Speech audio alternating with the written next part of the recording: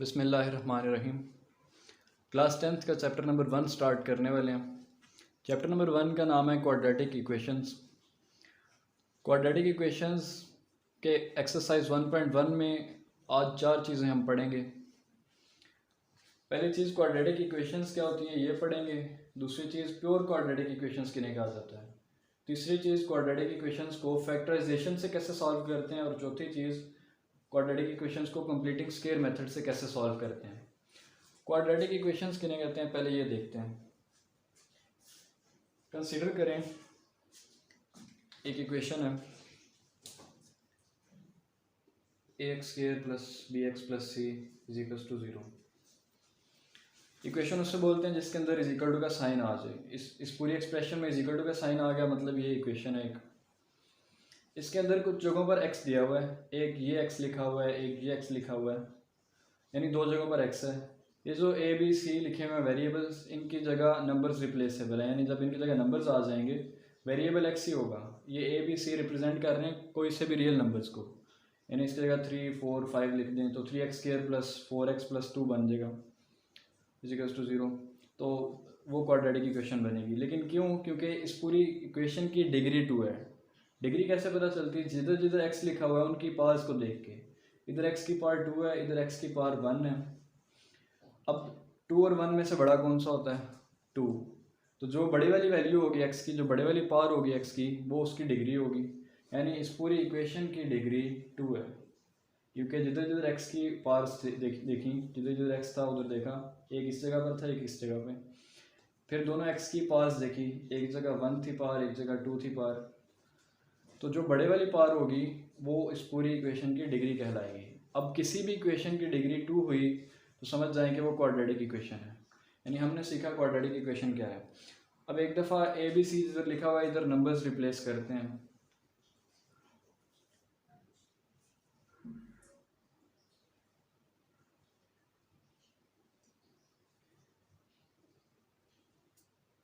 लिखा हुआ है ax², मैं a की जगह पे 3 लिखता हूँ, यानी लिख दिया 3x²।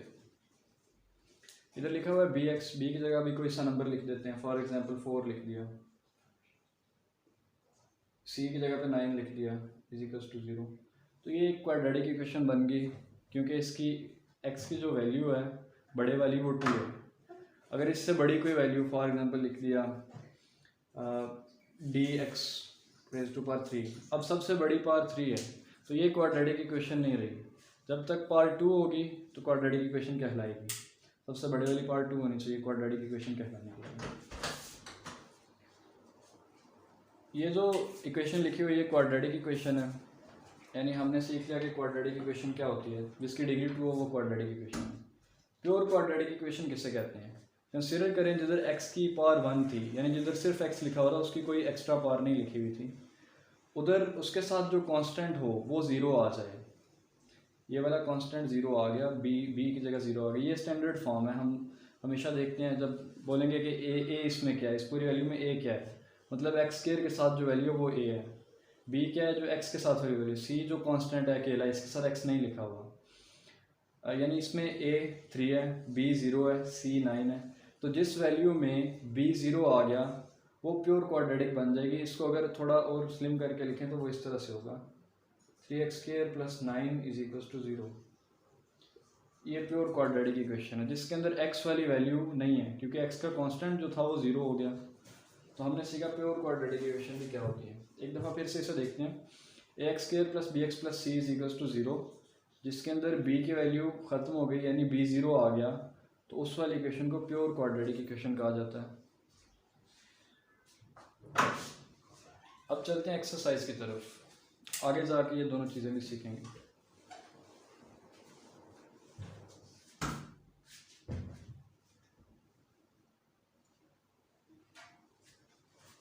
एक्सरसाइज के क्वेश्चन नंबर 1 में लिखा हुआ है, right the following quadratic equations in the standard form and point pure quadratic equations. Standard form कौन सी होती है? वही जो अभी मैंने लिखी थी, ax² + bx + c = 0। ये स्टैंडर्ड फॉर्म है, यानी सबसे पहले नंबर पे x² वाली वैल्यू लिखी हो, उसके साथ x वाली, तीसरे नंबर पे कांस्टेंट लिखा हो जिसके साथ x नहीं लिखा होता, और इज इक्वल टू के बाद ज़ीरो, यानी इज इक्वल टू के बाद ज़ीरो के अलावा कोई नंबर नहीं होना चाहिए, इसको स्टैंडर्ड फॉर्म कहा जाता है।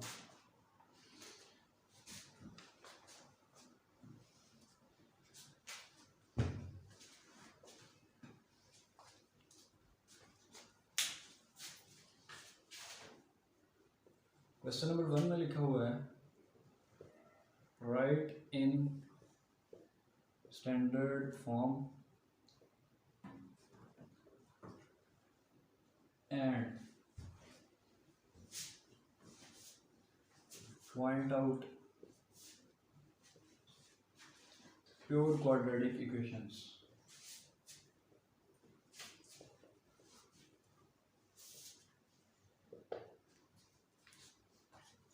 पार्ट नंबर 1 में लिखा हुआ है x+7 into x-3 is equal to -7। अभी हमने सीखा कि क्वाड्रेटिक इक्वेशन किसे कहा जाता है। ये क्वाड्रेटिक इक्वेशन है लेकिन अभी स्टैंडर्ड फॉर्म में नहीं है, इसे स्टैंडर्ड फॉर्म में पहले कन्वर्ट करना है, फिर देखना है कि क्या ये प्योर क्वाड्रेटिक है, यानी इसके अंदर जो b की वैल्यू होगी, b मतलब जो x के साथ वैल्यू लिखी होगी, x के साथ वाला जो कोफिशिएंट होगा वो ज़ीरो हुआ तो वो प्योर क्वाड्रेटिक होगी, ज़ीरो ना हुआ तो प्योर क्वाड्रेटिक नहीं होगी। पहले इसे कन्वर्ट करते हैं क्वाड्रेटिक इक्वेशन की स्टैंडर्ड फॉर्म में।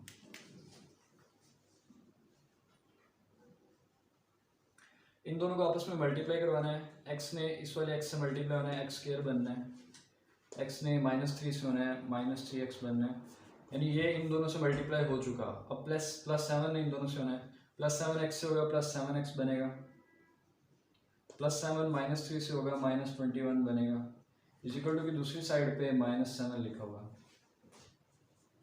इज इक्वल्स टू -7, x² इधर ही लिखा रहेगा, -3x + 7x कितना बनता है, +4x बनता है,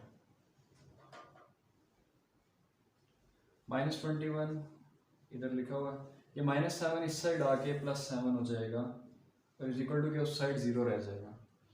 एक काम ये भी करना था हमने कि इज इक्वल टू दूसरी साइड पे 0 आ जाए, इस साइड तो स्टैंडर्ड फॉर्म बनानी थी इज इक्वल टू के, लेकिन इज इक्वल टू के दूसरी साइड 0 लाना था, यानी उस साइड जो भी वैल्यू होगी उससे ख़त्म करना होगा। तो -7 को इस साइड ले गए, +7 हो गया, अब उस साइड बचा 0, इसको सॉल्व करेंगे तो फ़ौरन से क्वाड्रेटिक इक्वेशन आ जाएगी।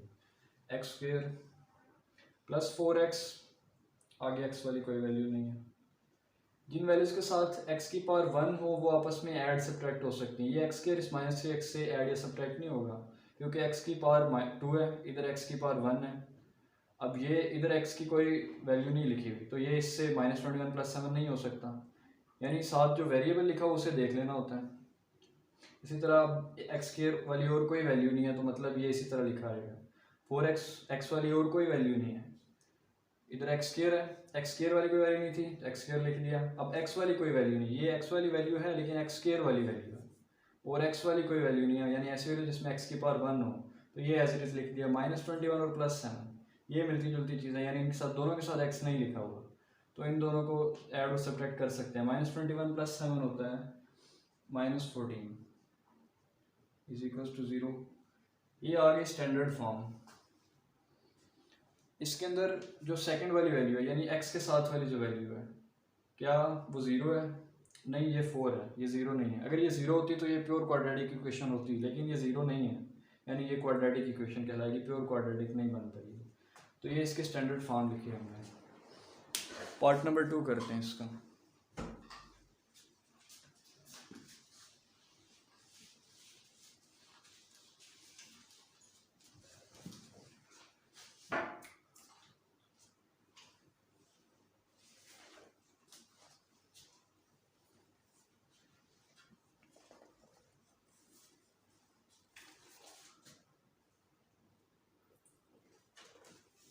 पार्ट नंबर 2 में लिखा गया है x² + 4 / 3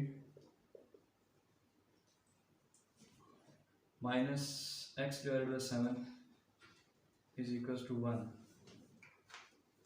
स्टार्ट करते हैं, इसे भी कन्वर्ट करना है क्वाड्रेटिक इक्वेशन की स्टैंडर्ड फॉर्म में। अब 2-3 तरीके होते हैं डिनोमिनेटर वाली वैल्यूज़ को सॉल्व करने के, यानी फ्रैक्शनल वैल्यूज़ को सॉल्व करने के। मैं एक आसान तरीका बताने वाला हूँ कितनी फ्रैक्शंस हैं, एक ये है, एक ये भी एक तरह की फ्रैक्शन है, जिसके नीचे कुछ ना लिखा हो मतलब उसके नीचे 1 लिखा हुआ है, यानी ये भी एक फ्रैक्शन है। तो जितने भी फ्रैक्शंस हैं उनके डिनोमिनेटर्स को देखना है, एक ये डिनोमिनेटर है, एक ये डिनोमिनेटर, इधर 1 है, तीनों डिनोमिनेटर्स को आपस में मल्टीप्लाई करवा दें। तो 3 को 7 से करवाया 21, 21 को 1 से करवाया 21 ही बचा। 21 से हर एक टर्म को मल्टीप्लाई करवा दें। टर्म का क्या मतलब है, इंग्लिश में जैसे हम लिखते हैं आइल ऑफ पाकिस्तान, ये एक सेंटेंस है।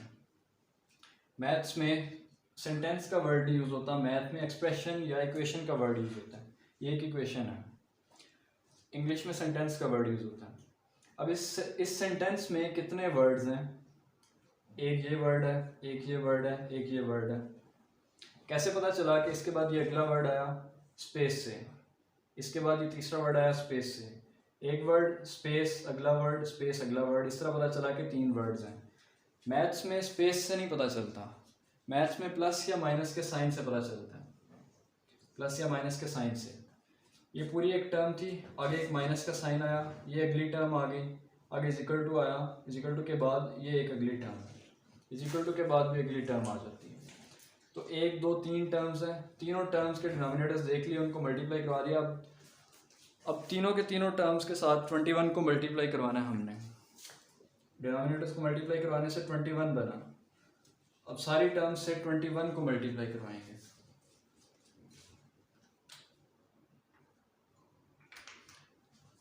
थ्री इंटू 7 इंटू 1 बना 21, 21 से सारी टर्म्स को मल्टीप्लाई करवाएंगे। ये एक टर्म है x square plus 4 divide by 3, ये अगली टर्म है x ओवर 7।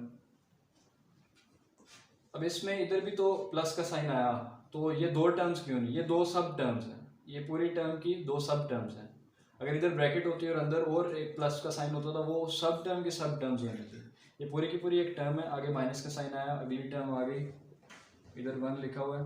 इन सब के साथ 21 को मल्टीप्लाई करवाना है, इधर भी 21 मल्टीप्लाई करवाया, इधर भी 21 मल्टीप्लाई करवाया, इधर भी 21 मल्टीप्लाई करवाया। 3 7 से कटा, 7 बचा, 321 से 7 जार कटा, 3 7 जार 21, 7 बचा, x square plus 4 minus 7 1 jar 7 7 3 jar 21, यानी ऊपर 3 बच गया, 3x से मल्टीप्लाई हुआ 3x बना, 121 से मल्टीप्लाई हुआ 21 बच गया। आगे चलते हैं, 7x स्क्वायर से मल्टीप्लाई हुआ 7x स्क्वायर बना, 7 ने अब 4 से होना है तो 28 बनना है।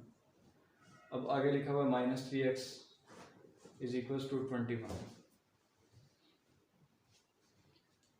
एक्स स्क्वायर वाली कितनी वैल्यूज हैं, एक ही है, मतलब इसको एज इट इज लिखना पड़ेगा, ये किसी के साथ ऐड या सब्ट्रैक्ट नहीं हो सकती।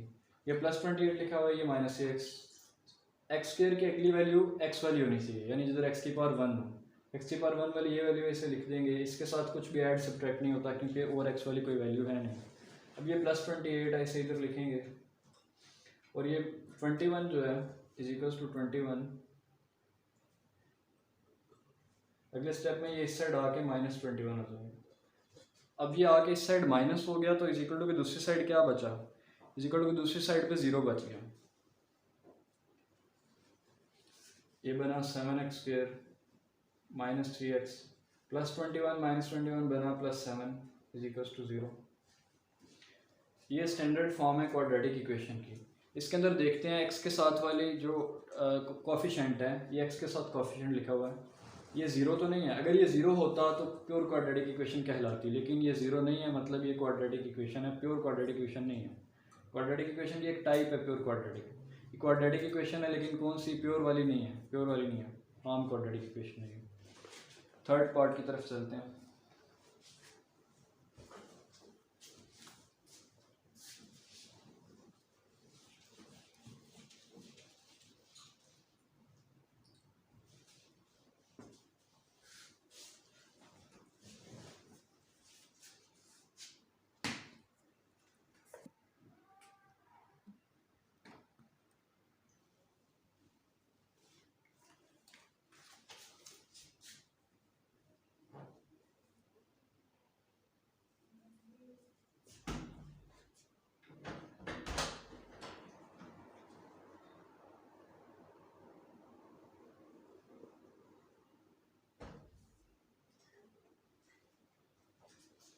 थर्ड पार्ट में लिखा हुआ है x over x plus one, एक फ्रैक्शन है plus x plus one over x is equal to 6। इसे कन्वर्ट करते हैं क्वाड्रेटिक इक्वेशन की फॉर्म, स्टैंडर्ड फॉर्म में। यानी क्वाड्रेटिक इक्वेशन ये है, बस इसकी फॉर्म चेंज करके स्टैंडर्ड फॉर्म में लाना है। स्टैंडर्ड फॉर्म में नहीं आएगी तो तब तक ये कंफर्म भी नहीं हो सकता कि ये क्वाड्रेटिक है या नहीं, और हमने तो ये भी बताना है कि क्या वो प्योर क्वाड्रेटिक है या नहीं। अब फिर से फ्रैक्शंस देखते हैं। एक्स प्लस वन है, एक्स है, इसके नीचे वन है, इन तीनों को मल्टीप्लाई करवाने से क्या बनेगा, एक्स को, एक्स प्लस वन को और वन को, वन मल्टीप्लाई हो या ना उससे फ़र्क ही नहीं पड़ता। तो एक्स और एक्स प्लस वन को मल्टीप्लाई करवाने से ये चीज़ बनती है, ये जो लिखी हुई है। तो इससे इन तीनों फ्रैक्शंस को, ये भी एक तरह की फ्रैक्शन है, मल्टीप्लाई करवाएंगे x into x plus one को, लिखेंगे x over x plus one और मल्टीप्लाई करवा देंगे x into x plus one से, प्लस ये एक टर्म कंप्लीट हुई, यानी चाहे तो ब्रैकेट भी लगा सकते हैं। आगे लिखेंगे X plus one over x और मल्टीप्लाई करवाएंगे x into x plus one से, अगली टर्म भी कंप्लीट हुई। इज इक्वल टू के बाद लिखा हुआ 6 के साथ x into x plus one करवा देंगे मल्टीप्लाई। अब ब्रैकेट लगाने की जरूरत नहीं है क्योंकि इज इक्वल टू के बाद एक्स प्लस वन इस एक्स प्लस वन से हो जाएगा कट, यानी एक्स ने एक्स से मल्टीप्लाई हो जाना है, बनेगा एक्स स्क्वेयर। आगे लिखा हुआ प्लस इस एक्स ने इस एक्स से कट जाना है, तो क्या बचा, एक्स प्लस वन है, उसने मल्टीप्लाई होना है किससे, एक्स प्लस वन से। एक्स प्लस वन से मल्टीप्लाई होगा एक्स प्लस वन का होल स्क्वायर बन जाएगा। Is equal to this side लिखा है 6x into x plus one, तो 6x को x से मल्टीप्लाई कराएंगे, फिर 6x को 1 से, 6x को x से कराया तो 6x स्क्वायर बन गया, 6x को प्लस 1 से कराया तो प्लस 6x बन गया, क्योंकि 1 से जो भी चीज़ मल्टीप्लाई हो वो वही चीज़ रहती है। अब इधर स्क्वायर को ओपन करना है, स्क्वायर ओपन होगा X square plus 2x plus 1 बनेगा, A square plus 2ab plus B square. उस साइड जितनी चीज़ें लिखी हैं उनको इस साइड ले आएंगे, minus 6x square minus 6x is equal to 0।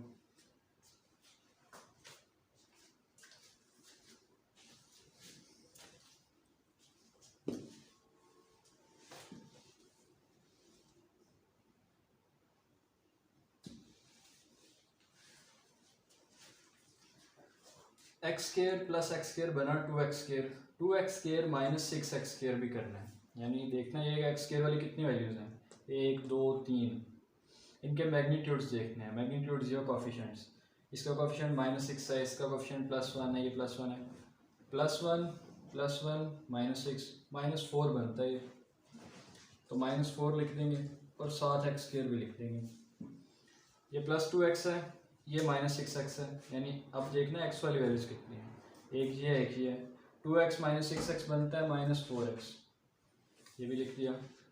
अब पीछे क्या बचा, ये हो गया, ये भी प्लस 1 बचा और कोई कांस्टेंट नहीं बचा, तो ये प्लस 1 इज इक्वल टू 0 आ गया। ये आ गई क्वाड्रेटिक इक्वेशन की स्टैंडर्ड फॉर्म।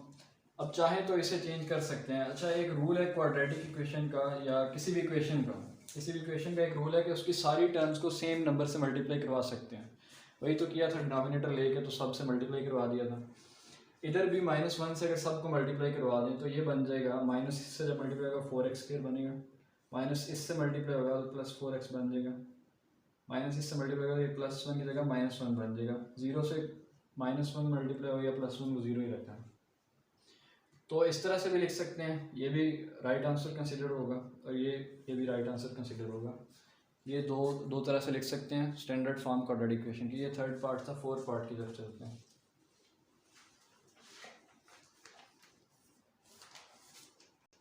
पार्ट नंबर 4 में लिखा हुआ है x+4 over x - 2 minus x - 2 over x + 4 is equals to 0। यानी ये दो दी गई हैं फ्रैक्शंस, ये भी एक तरह से फ्रैक्शन कह सकते हैं वैसे, लेकिन ये कांस्टेंट दिया हुआ है, इज इक्वल्स टू 0। तो फ्रैक्शंस को सॉल्व करने का थोड़ी देर पहले एक तरीका बताया कि जितने भी डिनोमिनेटर्स हैं उन सबको मल्टीप्लाई करवा लें। x - 2 x 1 और 1 इन दोनों को ना भी कंसिडर करें क्योंकि 1 मल्टीप्लाई होके उसमें वही रहना होता है। x - 2 x से मल्टीप्लाई हुआ, x इंटू x - 2 बना। डिनोमिनेटर्स को मल्टीप्लाई करके जो आंसर बने, यानी x इंटू x - 2 जो आंसर बन रहा है उसको हर एक टर्म से मल्टीप्लाई करवा देंगे। करते हैं। x plus 4 over x minus 2 multiply हो जाएगा x इंटू एक्स माइनस 2 से। इसी तरह x माइनस 2 ओवर x जो है ये भी मल्टीप्लाई हो जाएगा x इंटू एक्स माइनस 2 से। 4 भी मल्टीप्लाई हो जाएगा x इंटू एक्स माइनस 2 से। 0 के साथ भी मल्टीप्लाई तो हो गया, लेकिन 0 के साथ कुछ भी मल्टीप्लाई हो जाए उसने 0 ही रहना होता है, इसलिए लिखते नहीं है। ये क्या मल्टीप्लाई कर रहे हैं, x इंटू एक्स माइनस 2, इधर भी x इंटू एक्स माइनस 2, इधर भी x into x minus 2 multiply करवाया। x इंटू एक्स माइनस 2 ही क्यों मल्टीप्लाई करवा रहे हैं, वो इसलिए क्योंकि जो डिनोमिनेटर्स थे उनका product x into x minus 2 था। इसका फ़ायदा ये होगा कि कटिंग होगी और डिनोमिनेटर्स खत्म हो जाएंगे, x माइनस 2 से ख़त्म हो जाएगा, ये x इस x से ख़त्म हो जाएगा। हमने ये क्यों नहीं किया कि इस वाली टर्म के साथ, इस वाली फ्रैक्शन के साथ सिर्फ x माइनस 2 क्यों नहीं मल्टीप्लाई करवा रही है, फ्रैक्शन तो उस तरह भी खत्म हो जानी थी, डिनोमिनेटर खत्म हो जाना था। इसके साथ सिर्फ x क्यों नहीं करवाया, साथ x माइनस 2 क्यों लिखा हुआ है, और इसके साथ क्यों करवाया, इसका तो कराने की ज़रूरत ही नहीं थी। और इस वजह से क्योंकि रूल है कि जब एक इक्वेशन के अंदर किसी एक चीज़, एक नंबर से, किसी एक टर्म से कोई एक चीज़, एक नंबर मल्टीप्लाई हो, पूरी की पूरी एक्सप्रेशन के साथ, इक्वेशन के साथ उस नंबर को मल्टीप्लाई करना ज़रूरी होता है। इस वजह से जब x इंटू एक्स माइनस 2 इधर मल्टीप्लाई करवाया तो वही इधर भी करवाया, इधर भी करवाया, 0 से भी करवाया, लेकिन 0 से करवाने के बाद 0 ही बचना था, इसलिए 0 लिख दिया। इधर क्या बना, x इंटू एक्स प्लस 4, इसको मल्टीप्लाई करके लिखते हैं। x पहले x से मल्टीप्लाई होगा x स्क्वायर बनेगा, फिर x 4 से मल्टीप्लाई होगा तो 4x बनेगा, आगे माइनस लिखा हुआ। इधर x माइनस 2 है, मल्टीप्लाई बाय x माइनस 2, यानी x माइनस 2 से मल्टीप्लाई होकर बनेगा x माइनस 2 का होल स्क्वायर। आगे 4 इंटू एक्स माइनस 2 है, 4x से मल्टीप्लाई होगा तो 4x बनेगा, आगे x माइनस 2 लिखा हुआ है इज इक्वल टू 0 लिखा हुआ है, ये तो x स्क्वायर प्लस 4x ही रहेगा। x माइनस 2 का होल स्क्वायर ओपन करेंगे, ये ब्रैकेट इसी तरह रहेगी। ब्रैकेट इस तरह क्यों रही, क्योंकि बाहर जो माइनस का साइन है इसने बाद में मल्टीप्लाई होना है। अगर प्लस का साइन होता तो x माइनस 2 का whole square as it is open करके लिख देते हैं, लेकिन जब माइनस साइन आए तो माइनस साइन सबके साइंस ब्रैकेट के अंदर चेंज कर देते हैं। तो माइनस मतलब ये जो एक्चुअल वैल्यू है उसका उल्ट, तो पहले एक्चुअल वैल्यू लिखेंगे यहाँ पे, फिर उसके साइंस उल्ट कर देंगे। तो x माइनस 2 का होल स्क्वायर x स्क्वायर यानी a square plus b square यानी 2 का स्क्वायर 4 माइनस 2ab b2 है माइनस 2ab, और ये ब्रैकेट खत्म, a square plus b square minus 2ab लिख दिया। अब ये 4x इस x से मल्टीप्लाई होगा, आगे 4x x से मल्टीप्लाई हुआ 4x स्क्वायर बना, 4x माइनस 2 से हुआ तो माइनस 8x बना।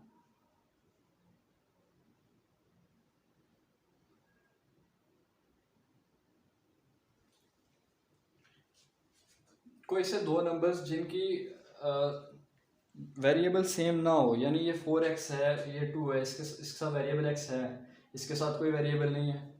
जब वेरिएबल सेम ना हो तो नंबर्स मल्टीप्लाई हो सकते हैं लेकिन प्लस माइनस नहीं हो सकते, यानी 4x में 2 प्लस करना हो, ये लिखा हो 4x, इसके अंदर 2 ने ऐड होना हो तो 4x प्लस 2 ऐड नहीं कर सकते, यानी हम लिखते हैं 6x या कुछ भी नहीं कर सकते।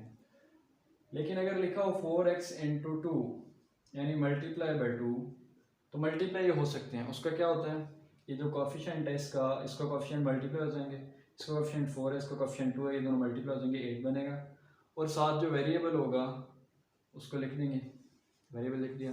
अगर इसके साथ भी x दिया होता तो ये वेरिएबल आपस में मल्टीप्लाई हो जाते, x से मल्टीप्लाई होता, x स्क्वायर बन जाता। इस तरह से मल्टीप्लिकेशन होती है वेरिएबल वाली टर्म्स की। तो लिखा 4x 2 से मल्टीप्लाई किया तो माइनस 8x बना, प्लस माइनस साइन भी, साइन की मल्टीप्लिकेशन का भी पता होना चाहिए, प्लस माइनस से मल्टीप्लाई होकर माइनस बना।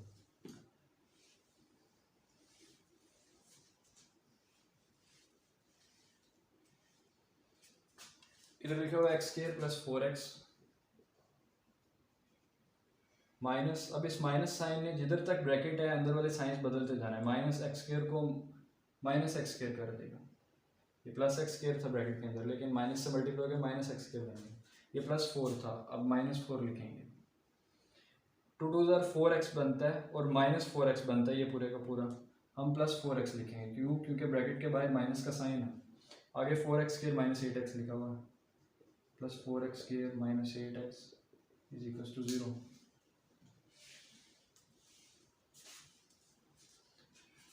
x² वाली एक ये वैल्यू है, एक ही x² वाली वैल्यू है, इसका साइन प्लस है, इसका साइन माइनस है, इनको ख़त्म कर सकते हैं।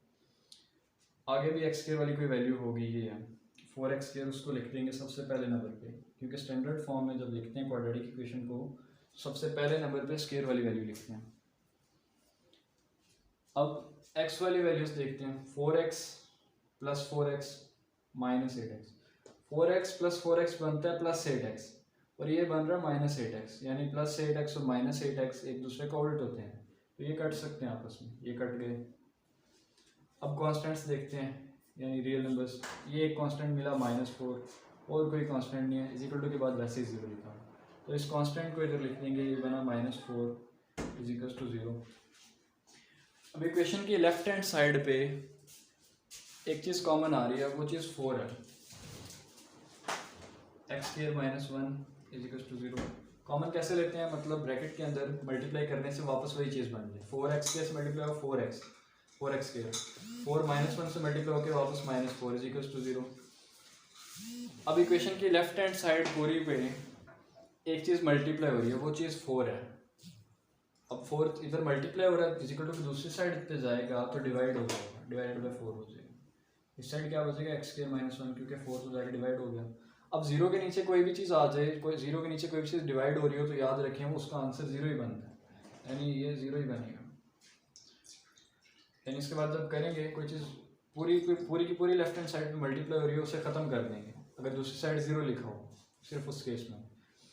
और एक और चीज़ कि अगर इसके साथ कुछ और प्लस या माइनस हो रहा हो, यानी +3, तो क्या अभी ये जो चीज़ लिखी हुई है इस इक्वेशन में 4 पूरी की पूरी लेफ्ट हैंड साइड पे मल्टीप्लाई हो रहा है, नहीं, सिर्फ x² - 1 के साथ, ये +3 एक्स्ट्रा है। अब ये 4 जाके डिवाइड नहीं हो सकता, ये रूल भी याद रखें, जब पूरी की पूरी लेफ्ट हैंड साइड पे मल्टीप्लाई हो रहा होगा तब जाके पूरी की पूरी राइट हैंड साइड पे डिवाइड हो जाएगा।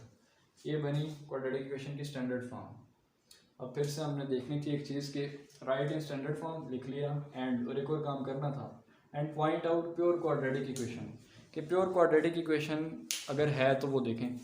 प्योर क्वाड्रेटिक इक्वेशन किसे कहते हैं, पढ़ चुके हैं अभी थोड़ी देर पहले, कि जिसके अंदर x वाली जो वैल्यू है उस वो हो ही ना, तो इसमें x² वाली वैल्यू तो है, कांस्टेंट वाली भी है, x वाली कोई वैल्यू नहीं है, मतलब ये प्योर क्वाड्रेटिक इक्वेशन है। तो लिख देंगे प्योर क्वाड्रेटिक इक्वेशन,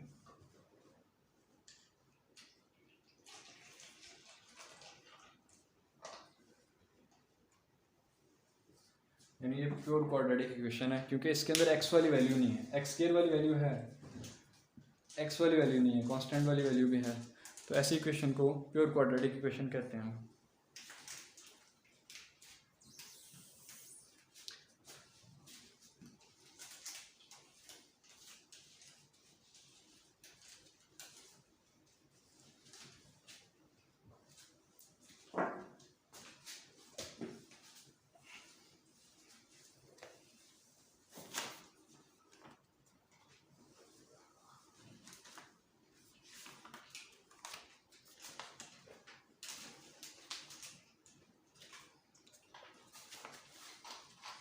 इसके क्वेश्चन नंबर 2 की तरफ चलते हैं।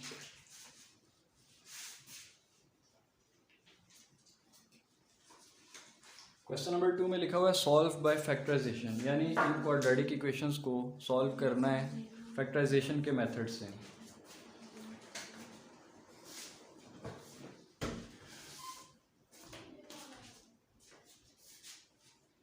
क्वेश्चन नंबर 2 लिखा हुआ है सॉल्व बाय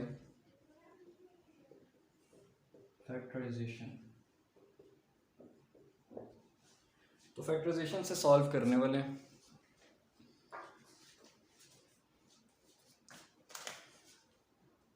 इसके पार्ट नंबर 1 में कहा गया है x² minus x minus 20 is equal to 0, x² minus x minus 20 0 के बराबर है।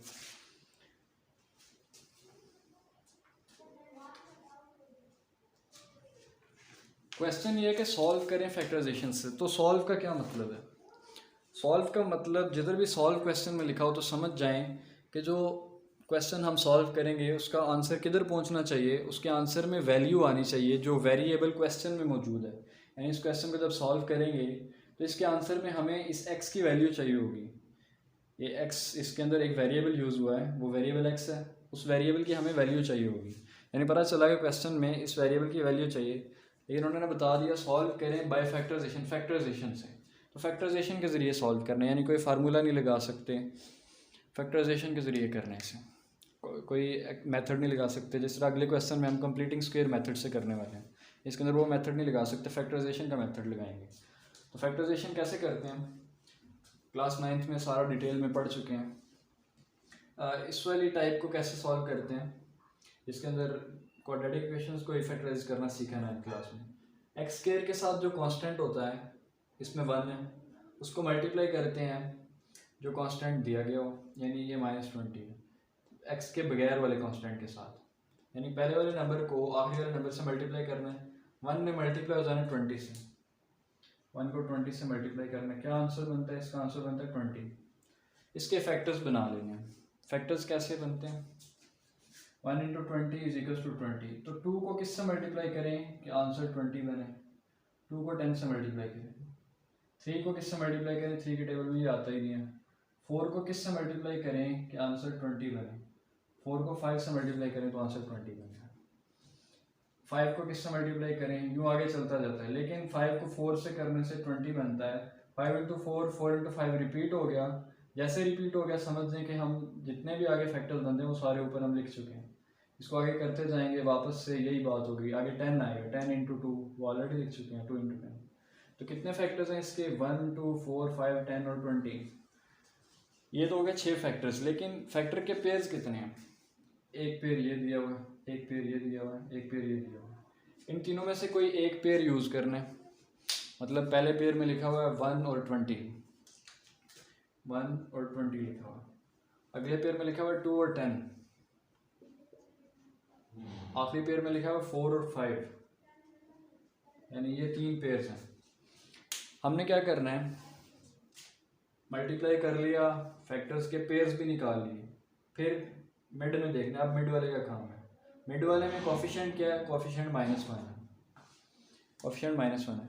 जब इधर मल्टीप्लाई कर रहे होंगे तो ज़रूरी नहीं कि इसका साइन लगाएं, लगा लें, उस तरीके से भी सॉल्व होता है। ना लगाएं, प्लस सिर्फ लिखा लें तो तब भी होता है। लेकिन इस केस में ये जो इसका साइन है कोफिशिएंट का, वो देखना ज़रूरी है। कोफिशिएंट क्या होता है और कांस्टेंट क्या होता है। वेरिएबल बोलते हैं कोई भी ऐसा नंबर जो हिडन हो, यानी इसके नीचे कोई नंबर है वो हमें पता नहीं, अभी तक कंफर्म नहीं क्या है। यानी जब क्वेश्चन एंड पहुंचेंगे तब पता चलेगा कि इसकी जगह तो वो नंबर आता है, वो सॉल्व करने से आंसर इक्वेशन 0 बनेगी। तो ऐसे नंबर को वेरिएबल कहा जाता है, ये वेरिएबल है। अब इसके साथ कोई भी नंबर लिख दें जो इससे मल्टीप्लाई होगा, जैसे 5x, तो ये 5 कोफिशिएंट कहलाएगा। जो वेरिएबल के साथ मल्टीप्लाई होगा वो कोफिशिएंट होता है। अब इसके साथ कोई और नंबर लिख दिया, फॉर एग्जांपल 4, जिसके साथ x वाली कोई वैल्यू नहीं है, ये x वाली वैल्यू नहीं है इसके साथ, जो अकेला है बिल्कुल, जो अकेली टर्म में सिर्फ कांस्टेंट लिखा हुआ है, तो इसको कांस्टेंट कहा जाता है। जो अकेला नंबर लिखा हुआ उसे कांस्टेंट कहा जाता है। ये कांस्टेंट है, ये वेरिएबल है, वेरिएबल के साथ जो मल्टीप्लाई हो रहा है वो कोफिशिएंट कहलाता है। यानी इसके साथ कोफिशिएंट 1 है, इसके साथ कोफिशिएंट -1 है, ये कांस्टेंट -20 है। तो सबसे पहले एक्स स्क्वायर के साथ वाले कोफिशिएंट को कांस्टेंट से मल्टीप्लाई करवाया, कांस्टेंट 20 था, 20 या -20, 20 से भी करवा सकते हैं मल्टीप्लाई, हमने 20 से करवाया। तो 3 पेयर्स बने, उन तीनों पेयर्स को लिख लिया। कोई किसी एक पेयर को यूज़ करना है और यूज़ करके उन पेयर्स के जो नंबर्स हैं, जैसे 1 और 20 है, 2 और 10 है, 4 और 5 है, इनको प्लस माइनस करने से इसको कोफिशिएंट बनना चाहिए। इसको कोफिशिएंट -1 है, कैसे बनेगा, यानी फॉर एग्जांपल इसकी बात करते हैं, 20 में 1 प्लस करके चेक करते हैं, 21 बनता है ये तो। 20 में -1 करके चेक करते हैं, 19 बनता है। अब 1 - 20, यानी इनको उल्टा करके चेक करते हैं, 1 - 20 लिखते हैं, ये -19 बनता है। 1 + 20 करते हैं, ये 21 ऑलरेडी कर भी चुके हैं। तो मतलब इनमें से इक्वल के बाद आंसर जैसे ही -1 आ गया तो वही पेयर यूज़ करेंगे। और यूज़ कैसे करते हैं वो भी देखते हैं। मुझे पता है ये वाला पेयर यूज़ करना है। कैसे, जब हम करेंगे 4 - 5, 4 - 5 होता है -1, तो -1 ही तो हमें चाहिए, यानी ये लास्ट वाला पेयर हमने यूज़ करना है। बाकी के इन 2 पेयर्स को हम ख़त्म कर देते हैं। -4 ये वाला पेयर यूज़ करना है। और कैसे यूज़ करना है, 4 और 5 को कैसे यूज़ करना है कि 4 - 5 करके, ये वो फॉर्म लिख दी जिसको हम यूज़ करेंगे। कैसे यूज़ करना है वो भी देखते हैं।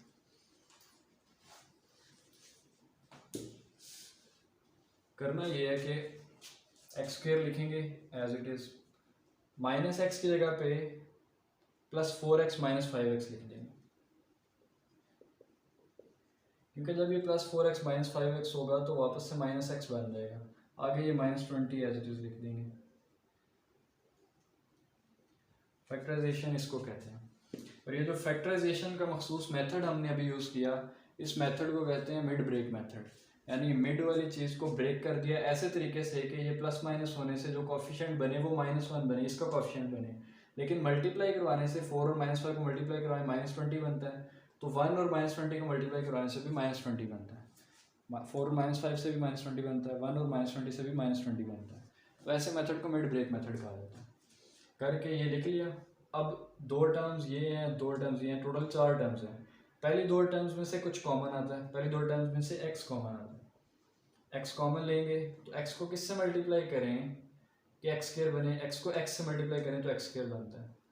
x को किससे मल्टीप्लाई करें कि +4x बने, +4 से, +4 जब भी मल्टीप्लाई हो x से +4x बनता है। इसको बोलते हैं कॉमन लेना। कॉमन लेके लिखा, यानी इसको वापस से मल्टीप्लाई करें तो ये वाली फॉर्म बन जाती है। अगले दोनों में से -5 कॉमन आ रहा है, -5 को x से करें, x बन गया, +4 से करें, -20 बन गया, = 0, -5x -20। अब एक टर्म ये है, एक टर्म ये है, क्योंकि बताया था कि टर्म अगली टर्म तब आती है जब प्लस या माइनस साइन आ जाए। तो इधर प्लस साइन कब आया, या माइनस का साइन इधर आया, ये आया साइन प्लस का, लेकिन ब्रैकेट के अंदर। जब ब्रैकेट के अंदर आया मतलब वो सब टर्म है।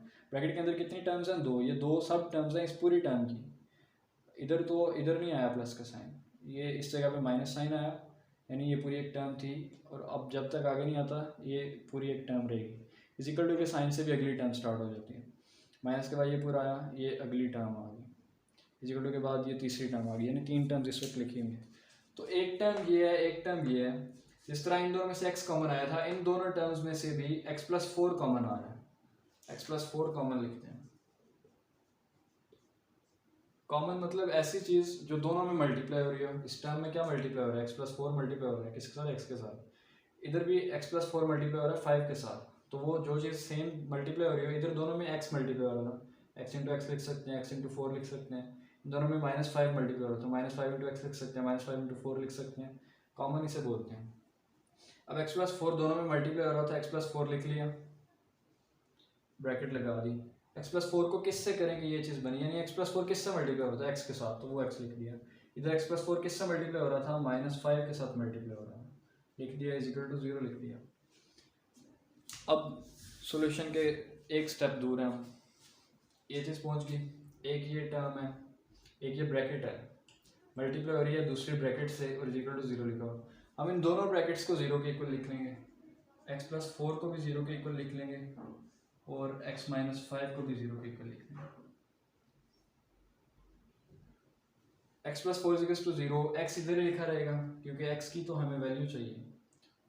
क्वेश्चन में लिखा था सॉल्व बाय फैक्टराइजेशन, सॉल्व मतलब x की वैल्यू फाइंड करनी। तो x इधर लिखा रहेगा, +4 दूसरी साइड चला जाएगा, 0 में से -4 हो जाएगा। तो 0 में से कोई भी चीज़ प्लस या माइनस हो तो मतलब वही चीज़ बचती है। तो इधर ये +4 था, इधर जाके -4 बच जाएगा। x की एक वैल्यू हमने निकाल ली, इधर x इधर ही लिखा रहेगा, -5 उस साइड जाके हो जाएगा +5। ये x की दूसरी वैल्यू फाइंड की। क्वाड्रेटिक इक्वेशंस में x की हमेशा एक से ज़्यादा वैल्यू आती है, 2 वैल्यूज़ आती हैं एक्चुअली, जितनी डिग्री हो उतनी ही वैल्यूज़ आती हैं। तो x की 2 वैल्यूज़ फाइंड की, -4 और 5 लिखा हुआ था सॉल्व, यानी सॉल्यूशन सेट में इन दोनों को लिखेंगे। सॉल्व मतलब सॉल्यूशन फाइंड करें, सॉल्यूशन फाइंड करके सॉल्यूशन सेट में लिखेंगे। सॉल्यूशन सेट में क्या लिखेंगे, एक सॉल्यूशन लिखेंगे -4, दूसरा सॉल्यूशन लिखेंगे 5। पार्ट नंबर 1 किया फैक्टराइजेशन से, आगे चलते हैं।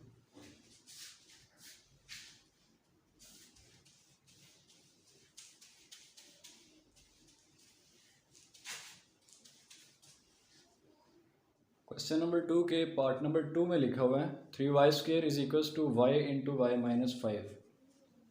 स्टार्ट करते हैं इसे करना।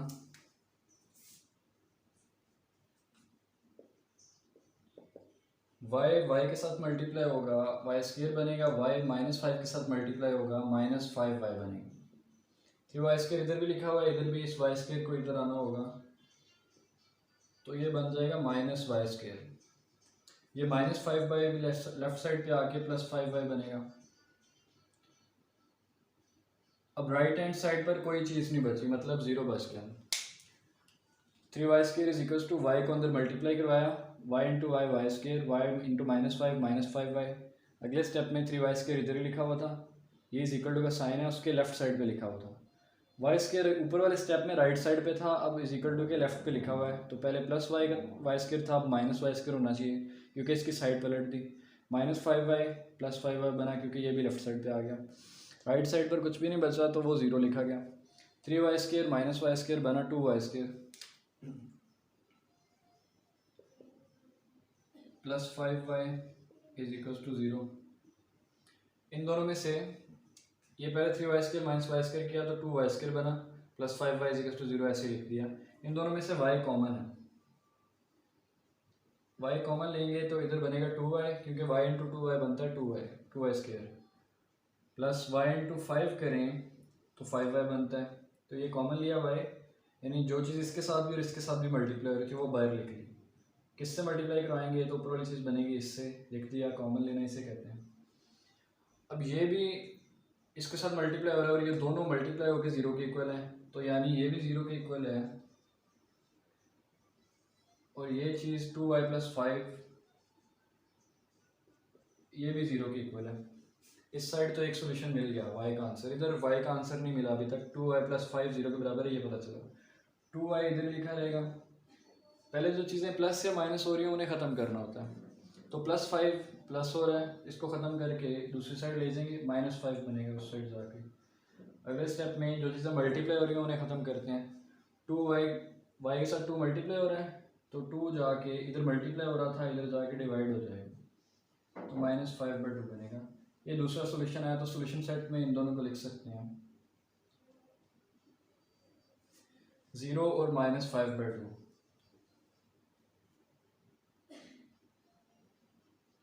ये सॉल्यूशन सेट में लिख दिया। ये पार्ट नंबर 2 था क्वेश्चन 2 का।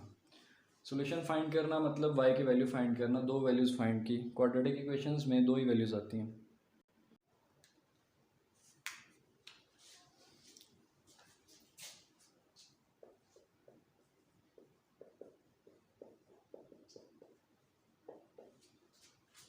पार्ट नंबर 3 में लिखा हुआ है 4 minus 32x is equal to 17x²। इसको कैसे सॉल्व करने वाले हैं देखते हैं। इस साइड लिखा हुआ है 17x², इसको इस साइड लेके आते हैं। इधर लिखा हुआ है 4 माइनस 32x, तो ये बनेगा माइनस 17x²। जब इस साइड आ जाएगा, इस साइड 0 बच जाएगा। इसको अरेंज करके स्टैंडर्ड फॉर्म में लिख लेते हैं ताकि हमारा सॉल्व करना आसान हो जाए। माइनस 17x² इधर शुरू में आ जाएगा, यानी इस x² वाली वैल्यू सबसे पहले लिखते हैं, फिर x वाली वैल्यू जो कि माइनस 32x है, फिर कांस्टेंट 4 है लिख देंगे इधर। इसके साथ प्लस लिखा हुआ था, इधर भी प्लस ही लिखा हुआ क्योंकि उसी साइड पे, लेफ्ट हैंड साइड पे, राइट पे नहीं गया। अब जो x² वाली वैल्यू है उसके साथ प्लस साइन हो जाए तो और भी आसानी हो जाती है, तो इसको प्लस साइन करने के लिए -1 से मल्टीप्लाई करना पड़ेगा। अब इसको -1 से करेंगे तो पूरी की पूरी इक्वेशन को करना पड़ेगा, हर एक टर्म को करना पड़ेगा। तो सिंपली हर एक टर्म के साइन चेंज होते जाएंगे, ये माइनस से प्लस हो जाएगा, ये भी माइनस से प्लस, ये प्लस से माइनस हो जाएगा। अगले स्टेप में सारे साइंस बदल के लिख लेंगे। अब फिर से मिड ब्रेक मेथड यूज़ करने वाले हैं। 17 ने 4 से मल्टीप्लाई होना है, 17 4 कितना बनता है, 17 4 बनता है 68। 68 के फैक्टर्स बनाएंगे, 1 इंटू 68, 2 इंटू 34, 3 के टेबल में ये नहीं आता, 4 के टेबल में ये आता है, अंदर 4 20 17 5 के टेबल में ये नहीं आता, 6 के टेबल में ये नहीं आता, 7 के टेबल में ये नहीं आता, 8 के टेबल में भी ये नहीं आता, 9 के टेबल में नहीं आता, 10 11 12 13 13 के टेबल में भी ये नहीं आता, 14, 15, 16, 17, वापस से 17 के टेबल में वो ऑलरेडी लिख चुके हैं। कोई एक पेयर इनमें से यूज़ करने वाले हैं, मिड ब्रेक मेथड में कोई एक पेयर यूज़ करते हैं, इसको प्लस माइनस करने से ये बन जाए, तो ये वो वाला पेयर है। 34 माइनस 2 करने से 32 बनेगा, इसको लिखते हैं 17x² plus 34x minus 2x minus 4 is equal to 0।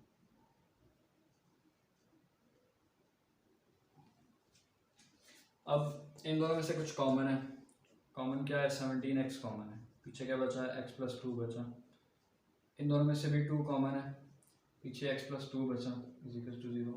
एक टर्म ये है, एक टर्म ये है, इन दोनों टर्म्स में से x प्लस 2 कॉमन है, पीछे क्या बचा, इधर से तो 17x बचा, इधर से माइनस 2 बचा इज इक्वल टू 0। दो ब्रैकेट्स आ गए, दोनों ब्रैकेट्स को 0 के इक्वल रखेंगे।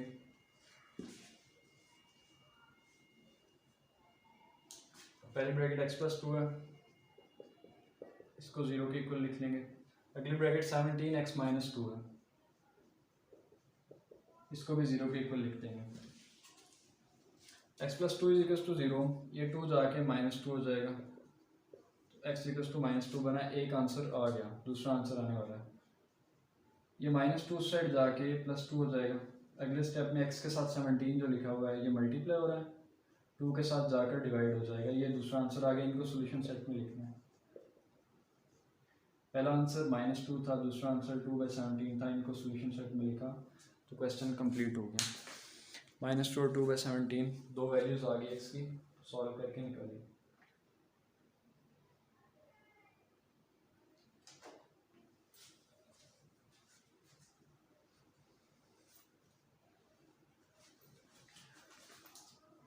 पार्ट नंबर 4 बिल्कुल इस जैसे ही है। पार्ट नंबर 5 की तरफ मूव करते हैं। पार्ट नंबर 5 में लिखा हुआ है x प्लस 1 ओवर x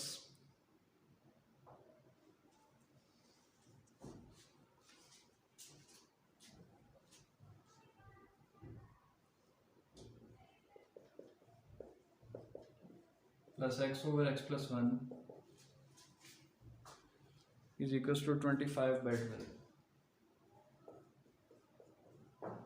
देखते हैं इसे कैसे सॉल्व करना। इसको सॉल्व करने के दो तरीके हैं। एक तरीका ये है कि डिनोमिनेटर्स को मल्टीप्लाई करके जो आंसर है उसको सारी टर्म्स से मल्टीप्लाई करवा दें।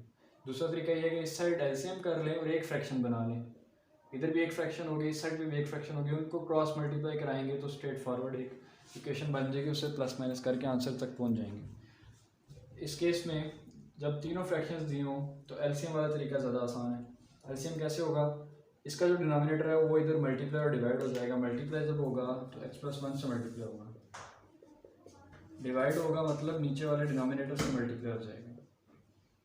और इस वाली फ्रैक्शन के साथ क्या होगा, इसका जो लेफ्ट वाली का डिनोमिनेटर जिन दो का कर रहे हो उन दोनों के डिनोमिनेटर्स इंटरचेंज होते हैं। इन दोनों का कर रहे थे, इसका डिनोमिनेटर इनसे हुआ, इसका डिनोमिनेटर इन दोनों से होगा। x से पहले होगा ऊपर, फिर x प्लस 1 से हो जाएगा नीचे। दूसरी साइड लिखा हुआ है 25/12। x प्लस 1 से हुआ x प्लस 1 का होल स्क्वायर बना, तो x प्लस 1 होल स्क्वायर का फार्मूला लगाते हैं, x square plus 2x plus 1 बनता है। नीचे दिया हुआ है x into x plus 1, x से हुआ तो x स्क्वायर बन जाएगा। नीचे दिया हुआ है x into x plus 1 is equal to के उस पार लिखा हुआ है 25/12।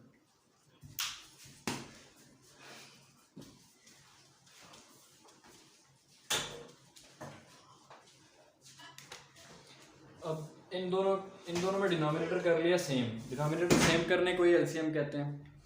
डिनोमिनेटर सेम कर लिया तो डिनोमिनेटर को एक दफ़ा लिख देंगे, x इंटू एक्स प्लस 1 एक दफ़ा लिख लेंगे, ऊपर वाली चीज़ को प्लस और माइनस करा लेंगे। इक्वल दूसरी साइड लिखा हुआ 25/12।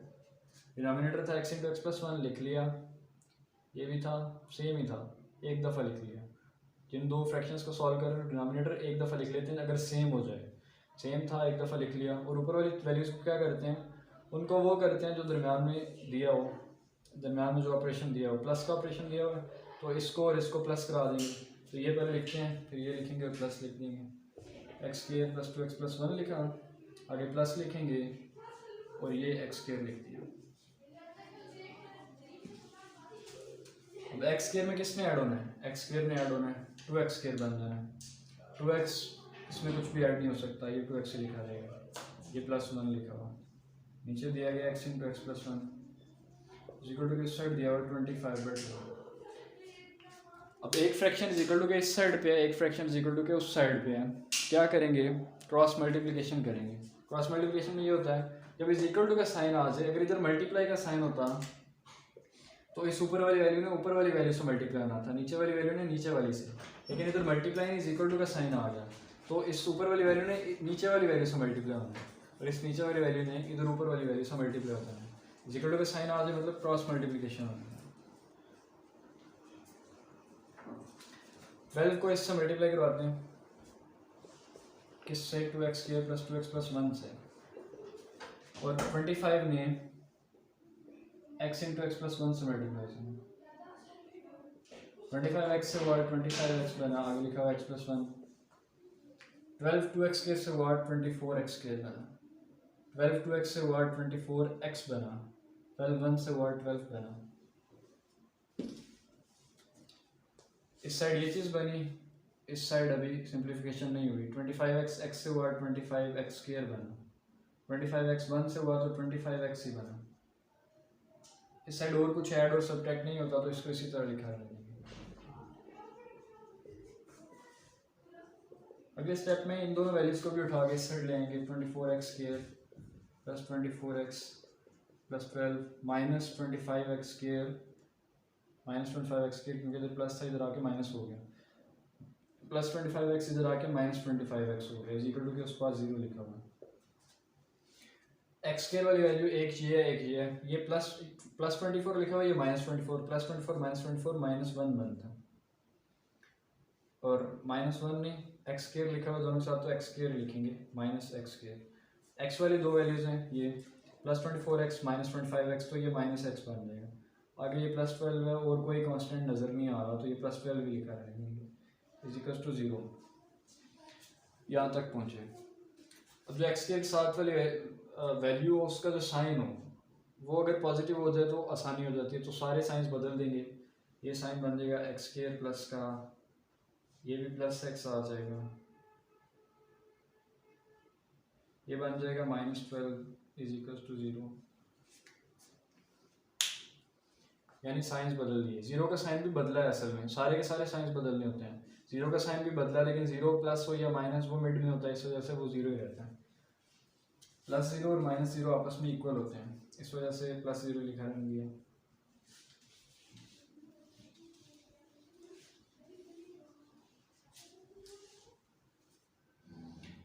इसको मिड ब्रेक मेथड से सॉल्व कर सकते हैं। माइनस 12 इस वाले 1 से मल्टीप्लाई होगा, यानी 12 के 12 आंसर आएगा। 12 1 से मल्टीप्लाई होगा, 12 बना।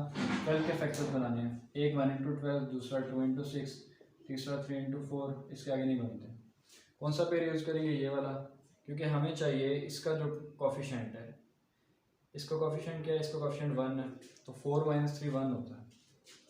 लिखेंगे x square plus 4x minus 3x minus 12 is equal to 0।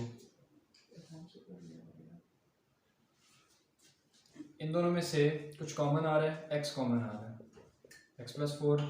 इन दोनों में से माइनस 3 कॉमन आ रहा है, पीछे x प्लस 4 बचा is equal to 0। x plus 4 और x प्लस 4 दोनों में है तो x प्लस 4 कॉमन आ जाएगा, इधर से x बचेगा, इधर से माइनस 3 बचेगा इज इक्वल टू 0। दो ब्रैकेट्स हैं, इज इक्वल टू के बाद 0 है। इसके अगला स्टेप क्या करते हैं? दोनों को 0 के इक्वल लिख लेते हैं। x प्लस 4 को भी 0 के इक्वल लिख लेते हैं, x माइनस 3 को भी 0 के इक्वल लिख लेते हैं। x इसी साइड रहेगा, प्लस 4 दूसरी साइड जाके माइनस 4 बन जाएगा। x इधर लिखा रहेगा, माइनस 3 दूसरी साइड जाके प्लस 3 हो जाएगा। दो सॉल्यूशंस आ गए x के, तो सॉल्यूशन सेट में लिख लेंगे -4 and 3 are two solutions which are written in solution set। तो ये पार्ट नंबर 5 था। पार्ट नंबर 6 पार्ट नंबर 5 के बिल्कुल सिमिलर है। तो क्वेश्चन नंबर 3 की तरफ मूव करते हैं।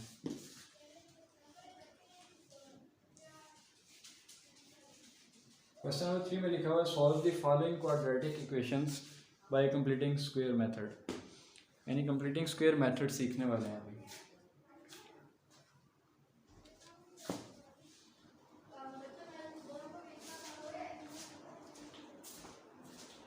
यार इसको बात करो, क्या कर रहे हो?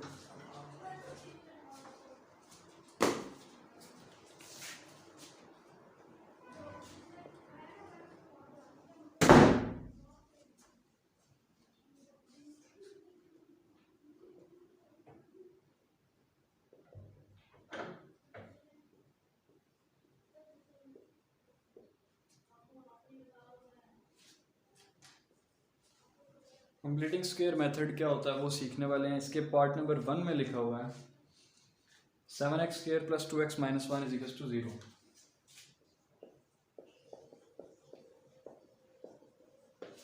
ये लिखा हुआ है इसके पार्ट नंबर 1 में।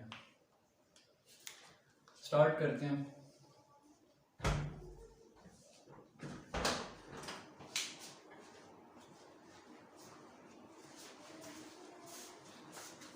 ये स्टैंडर्ड फॉर्म में क्वाड्रेटिक इक्वेशन लिखी हुई है, यानी x² वाली वैल्यू सबसे पहले है, x वाली वैल्यू सेकंड नंबर पे और कांस्टेंट थर्ड नंबर पर दिया हुआ है।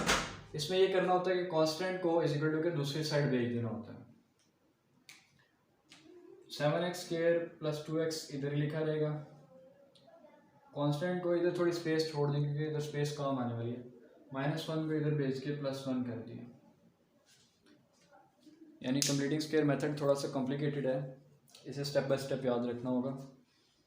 जो कांस्टेंट था उसे दूसरी साइड भेज दिया। अब इस साइड दोनों x वाली वैल्यूज बची, एक x² वाली एक x वाली, यानी वेरिएबल्स इस साइड रह गए। वेरिएबल के बगैर जो कांस्टेंट था उसे दूसरी साइड भेज दिया। अब क्या करने वाले हैं, जो स्क्वायर वाली वैल्यू के साथ नंबर लिखा होता है उसे सब के साथ डिवाइड करवा देंगे। इसके साथ भी डिवाइड करवाएंगे, इसके साथ भी डिवाइड करवाएंगे, इसके साथ भी डिवाइड करवा देंगे। ये 7 इस 7 से कट जाएगा, क्या बचा x² + 2x / 7 = 1/7 बचा। ये बच गया 1/7। पहला स्टेप ये था कि कांस्टेंट को दूसरी साइड भेज दिया। दूसरा स्टेप ये था कि जो x² वाली वैल्यू के साथ नंबर लिखा हुआ था उसको सब पे डिवाइड करवाया। डिवाइड करवाने का मकसद यही था कि इधर होल स्क्वायर वाली कोई वैल्यू आ जाए। अब ये किस चीज़ का होल स्क्वायर है, ये x का होल स्क्वायर, यानी इस तरह से भी लिख सकते हैं, ये x का होल स्क्वायर है। इधर एक होल स्क्वायर ऐसा लिखेंगे, इधर भी प्लस करवाएंगे और इधर भी, कि जो पूरे की पूरी ये वैल्यू है वो होल स्क्वायर बन जाए। इधर यानी कौन सा नंबर लिखने वाले हैं उसको निकालने का तरीका क्या है, यानी वो नंबर कैसे फाइंड करें, वो होल स्क्वायर वाला नंबर, कि ये पूरे का पूरा होल स्क्वायर बन जाए। उसका तरीका ये है कि ये वाला नंबर लिखें 2x/7, लेकिन x के बगैर लिख लिया। अब इसको 1/2 से मल्टीप्लाई करवा दें।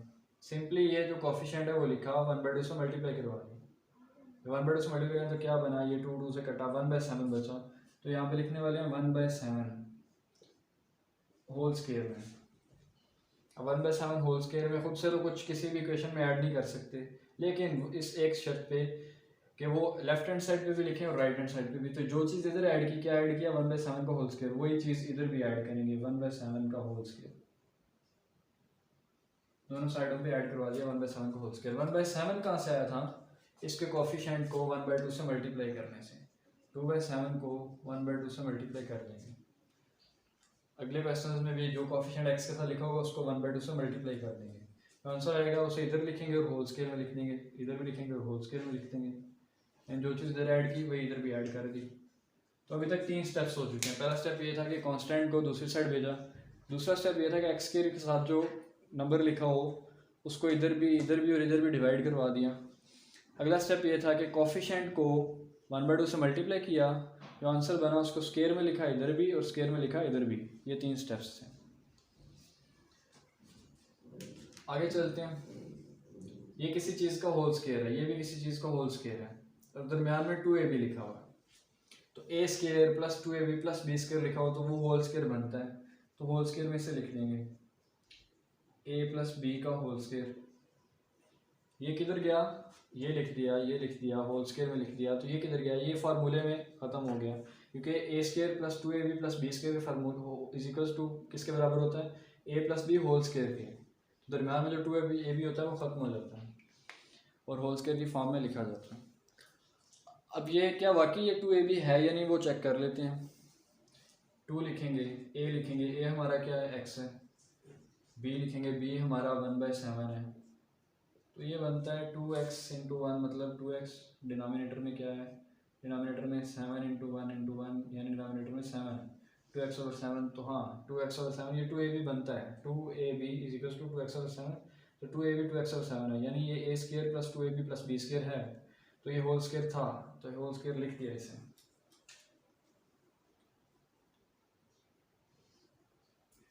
इस इक्वल टू दूसरी साइड क्या करेंगे, 1/7 ऐसे ही लिखेंगे, और 1/7 का जो होल स्क्वायर इससे 1/49 लिख लेंगे, यानी ऊपर वाले नंबर का भी स्क्वायर कर लिया, नीचे वाले नंबर का भी स्क्वायर कर लिया। ऊपर वाला नंबर क्या था 1 का स्क्वायर 1 ही बचता है, 7 का स्क्वायर 49 आ गया। तो जो 4 स्टेप हुए उन्हें रिपीट करते हैं। पहला कि कांस्टेंट को दूसरी साइड भेज दिया, दूसरा कि स्क्वायर वाली वैल्यू के साथ जो नंबर है उसे डिवाइड करवाना है, इधर भी और इधर भी।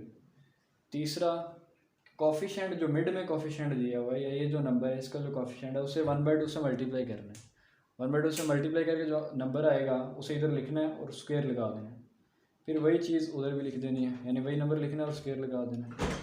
अगले स्टेप में ये वाला नंबर लिखा, ये वाला नंबर लिखा, क्योंकि और फिर होल स्क्वायर में, क्योंकि ये होल स्क्वायर का फार्मूला बन रहा था, इधर क्या किया, ये स्क्वायर ओपन किया सिंपली, तो इस साइड बना x प्लस 1/7 होल स्क्वायर, इस साइड इन दोनों का एलसीएम करेंगे, 7 को 7 से मल्टीप्लाई करें तो ये 49 बन जाता है, एलसीएम मतलब डिनोमिनेटर सेम करना है, तो 7 को 7 से मल्टीप्लाई करें 49 बन जाता है।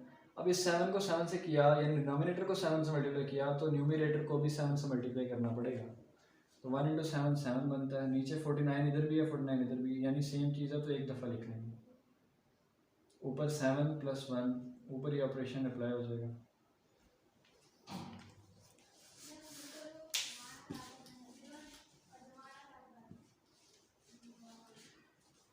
इज इक्वल टू का साइन लिखा हुआ है, राइट हैंड साइड पे लिखा हुआ है 7 प्लस 1 यानी 8/49, लेफ्ट हैंड साइड पे लिखा हुआ है x प्लस 1/7 का होल स्क्वायर। यहाँ तक पहुँचे, इसके आगे क्या करने वाले, इसके आगे ये करने वाले हैं कि इधर भी अंडर रूट लगा देंगे, इधर भी अंडर रूट लगा देंगे, लेकिन इससे अगले स्टेप में इधर भी लगा सकते हैं, इससे अगले स्टेप में भी लगा सकते हैं, बेहतर ही होगा अगले स्टेप में लिखें और इधर लिख दें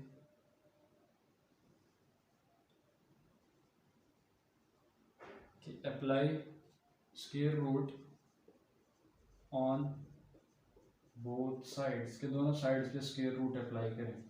स्क्वायर रूट अप्लाई किया तो क्या आएगा, x प्लस 1/7 के होल स्क्वायर पे भी स्क्वायर रूट अप्लाई हो गया, इसी तरह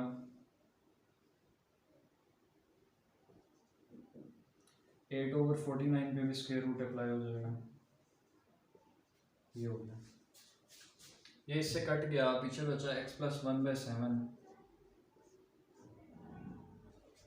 अब इधर 8 पे भी अंडर रूट अप्लाई होगा और 49 पे भी अंडर रूट अप्लाई होगा, 49 पे जब अंडर रूट अप्लाई होगा तो 7 बनेगा,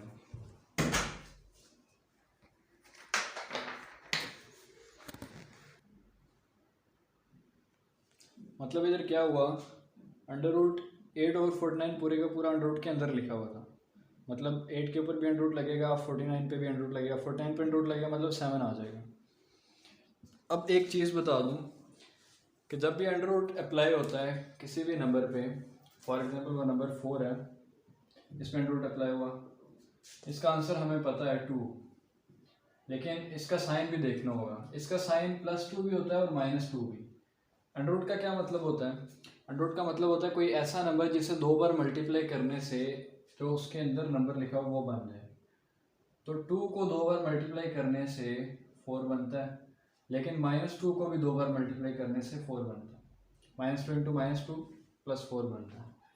तो दो ऐसे नंबर्स हैं जिनको खुद से 2 बार मल्टीप्लाई करने से, यानी जिनको खुद से मल्टीप्लाई करने से ये वाला नंबर बनता है। कौन सा? +2 और -2। यानी स्क्वायर रूट से जो आंसर आएगा उसके साथ प्लस साइन भी लगेगा और माइनस साइन भी। यानी जैसे ही अंडर रूट हटा, प्लस और माइनस दोनों साइंस आने चाहिए। तो ये अंडर रूट हटा, इधर प्लस भी आना चाहिए माइनस भी। ये अंडर रूट हटा, इधर भी प्लस आना चाहिए माइनस भी आना चाहिए। ये अंडर रूट कहाँ से हटा? इससे 49 से हटा, यहाँ तक पहुँचे।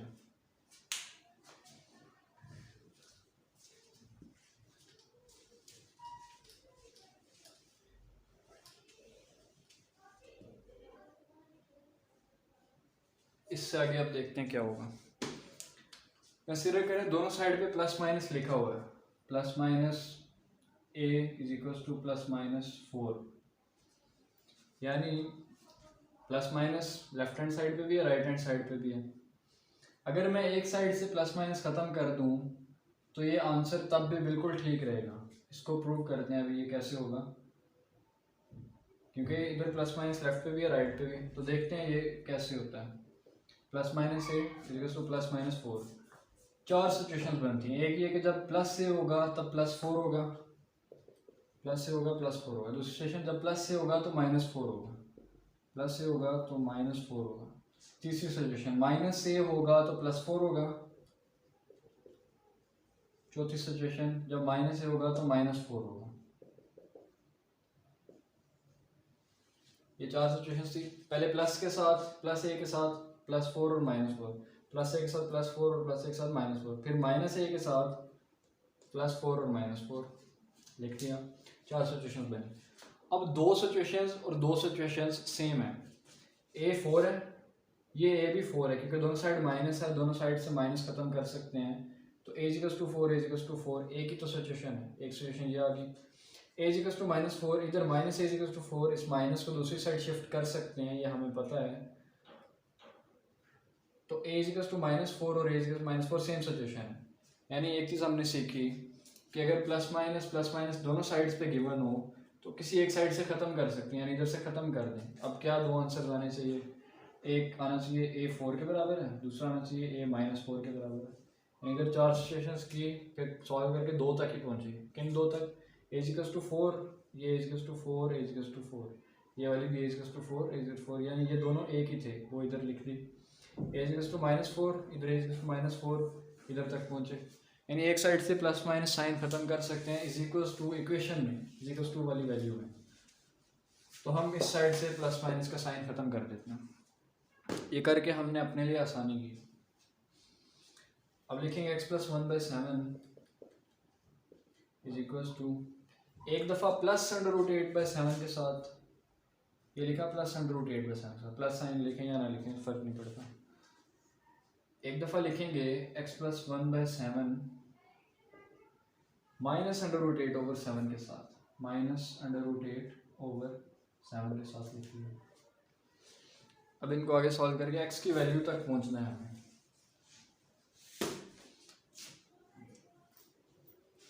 इधर क्या होगा? x इधर लिखा रहेगा, +1/7 जाके -1/7 बनेगा। इधर क्या होगा? +1/7 जाके -1/7 हो जाएगा।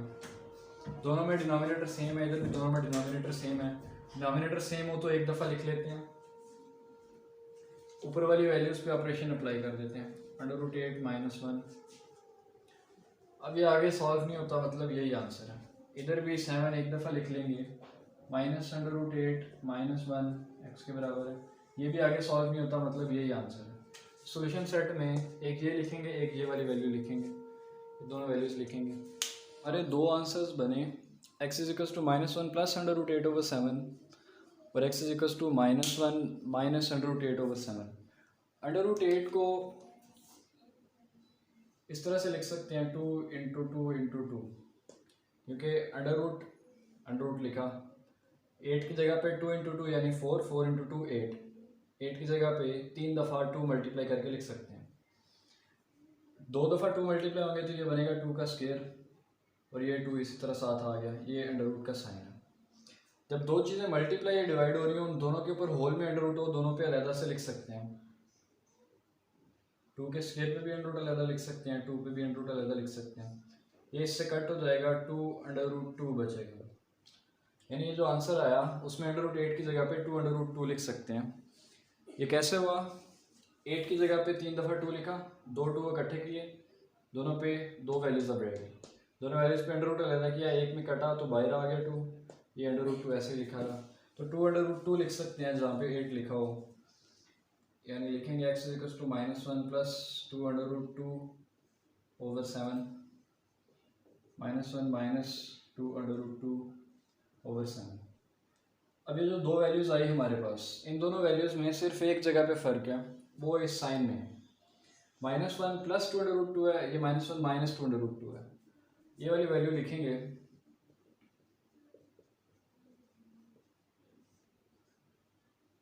इस और इस वैल्यू में कितना फ़र्क है, यानी ये वैल्यू इधर लिख दी, इस और इस वैल्यू में कितना फ़र्क है, सिर्फ इस साइन का। इस प्लस की जगह पे अगर माइनस कर दूँ तो अब ये वो वाली वैल्यू बन गई। एक्स की दो वैल्यूज़ आई, एक ये वो पहले लिखी थी, सिर्फ ये साइन चेंज करने से ये वाली वैल्यू बन गई। क्यों ना इन दोनों को एक साथ लिखते हैं। एक साथ कैसे लिखेंगे? प्लस भी लिख दें, माइनस भी लिख दें। अब दोनों की दोनों वैल्यूज़ एक साथ आ गई, तो सोल्यूशन सेट में ये पूरी चीज़ भी लिख सकते हैं, दोनों को अलग भी लिख सकते हैं। एक साथ लिखना हो तो ये प्लस माइनस साइन ऊपर नीचे लिख के सोल्यूशन सेट इसका बना सकते हैं। ये लिख दिया। एक दफ़ा रिपीट करते हैं कि कंप्लीटिंग स्क्वायर मेथड के कितने स्टेप्स थे। वो सारे स्टेप्स अभी लिखने वाले हैं यहाँ पे, जो हमने अभी प्रैक्टिकली किए। कंप्लीटिंग स्क्वायर मेथड का पहला स्टेप ये था कि कांस्टेंट जो भी गिवन हो उसे दूसरी साइड भेजना होता है। Change side of constant, constant की साइड बदल दी।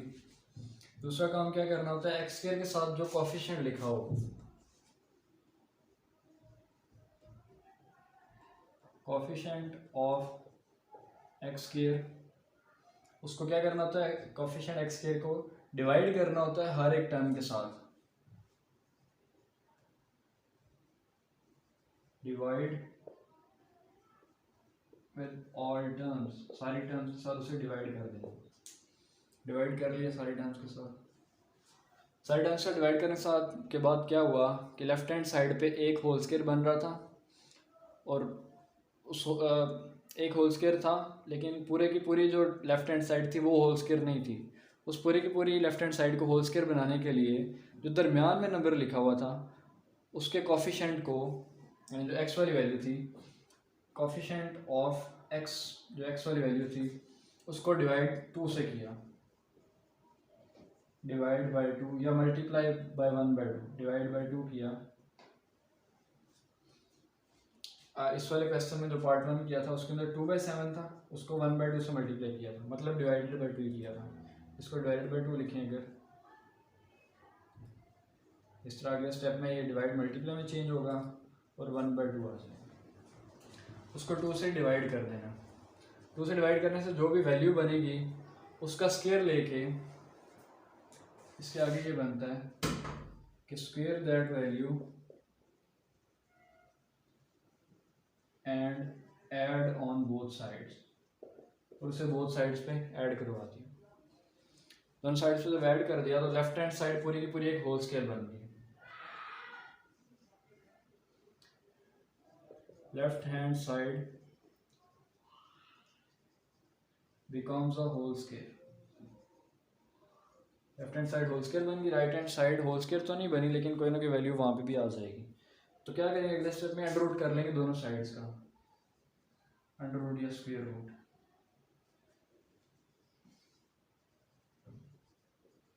Square root both sides. Square root करने के बाद सिंपली उसको बस सॉल्व करना है, वो सॉल्व करना आसान होता है। यानी ये 4 मेन स्टेप्स है। पहला स्टेप था कि कांस्टेंट को दूसरी साइड भेजना, दूसरा ये स्टेप था कि कोफिशिएंट वाले साथ जो नंबर था, कोफिशिएंट के साथ एक्स स्क्वायर के साथ जो कोफिशिएंट था उसको डिवाइड करवा लेना सारी टर्म्स से। अगला स्टेप ये था कि एक्स के साथ वाली वैल्यू को डिवाइड बाई 2 कर लेना या मल्टीप्लाई बाई 1/2 कर लेना, एक ही बात है। और उसका स्केयर करके लेफ्ट हैंड साइड पे भी ऐड करना है, राइट हैंड साइड पर भी ऐड करना है। और चौथा स्टेप ये था कि लेफ्ट हैंड साइड जब होल स्केयर बन गई तो दोनों साइड्स पे अंडर रूट करके उसका होल स्केयर ख़त्म कर लेना है, ख़त्म करके उसको सिंपली सॉल्व करना है आम फैक्टराइजेशन के या अलजेब्रिक जो मेथड्स होते हैं उनसे।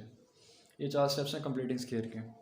पार्ट 1 हम कर चुके हैं, आगे मूव करते हैं, पार्ट नंबर 2 की तरफ मूव करते हैं।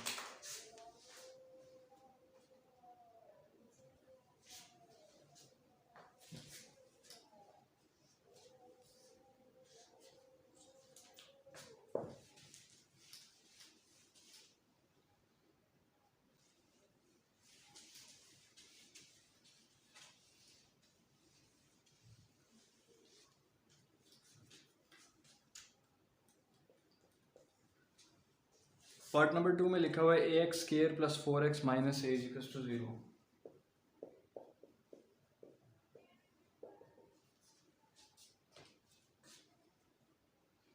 इसको कंप्लीटिंग स्केयर मेथड से सॉल्व करना है।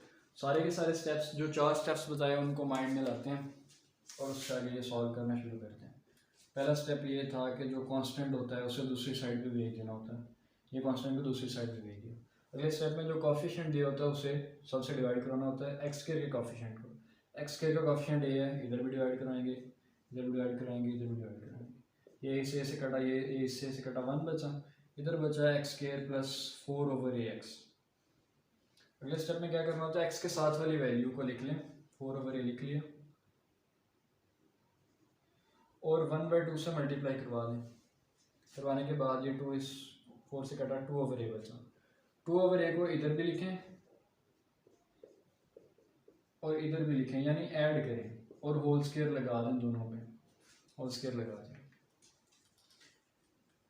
ये बना A square plus 2ab plus B square, यानी होल स्क्वायर बन गया x प्लस 2 ओवर ए का, ये बन गया होल स्क्वायर। इस साइड ये स्क्वायर बस ओपन करना है, 1 प्लस 4 ओवर ए स्क्वायर। इस साइड से स्क्वायर रूट लेके ये स्क्वायर खत्म करना है, लिखेंगे square root on both sides, कि दोनों साइड्स पे स्क्वायर रूट अप्लाई करें। अप्लाई करते हैं दोनों साइड्स पे स्क्वायर रूट। इसको सॉल्व कर लेते हैं पहले। ए स्क्वायर इसके नीचे भी होना चाहिए, इसके नीचे वैसे तो 1 है, ए स्क्वायर होना चाहिए, कैसे आएगा, ए स्क्वायर से मल्टीप्लाई करने से। अब ए स्क्वायर नीचे मल्टीप्लाई किया तो इधर भी करना पड़ेगा। ए स्क्वायर ऊपर और नीचे मल्टीप्लाई करके क्या बना, नीचे बन गया ए स्क्वायर, ऊपर भी ए स्क्वायर वैसे बना। ए स्क्वायर एक दफ़ा लिख लिया, ऊपर बना ए स्क्वायर प्लस 4, ये लिख लिया, तो ये चीज़ बनती है। इसका स्क्वायर रूट करेंगे, इधर लेफ्ट हैंड साइड ये है, इसका स्क्वायर रूट करेंगे।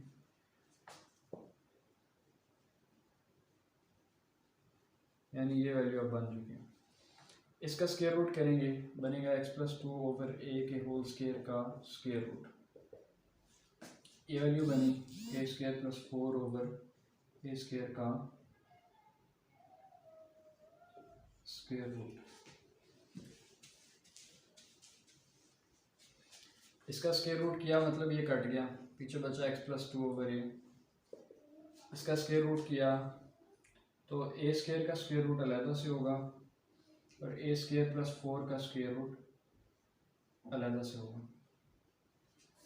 स्क्वायर रूट हटा था मतलब इस पूरी वैल्यू के साथ प्लस माइनस साइन आना चाहिए। इधर अभी स्क्वायर रूट नहीं हटा, जैसे ही हटेगा प्लस माइनस आएगा, तो इधर x प्लस 2 ओवर ए साथ प्लस माइनस का साइन है, अंडर रूट ये कटा मतलब प्लस माइनस आना चाहिए, ये लिखा हुआ, ये प्लस माइनस इधर होल में लिखना है। ये किसी चीज़ का होल स्क्वायर नहीं है, ए स्क्वायर का अलहदा से नहीं कर सकते स्क्वायर रूट, क्योंकि साथ प्लस 4 लिखा हुआ, मल्टीप्लाई बाय 4 का मतलब फिर दोनों पे अलहदा लग सकता था। तो ये बना ए स्क्वायर प्लस 4 का अंडर रूट।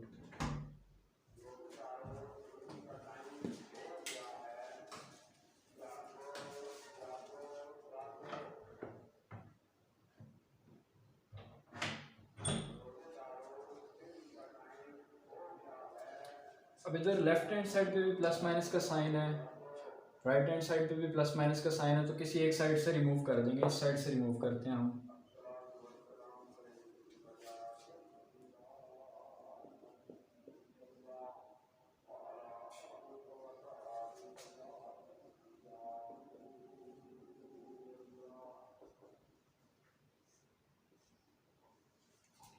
ये चीज़ बनी।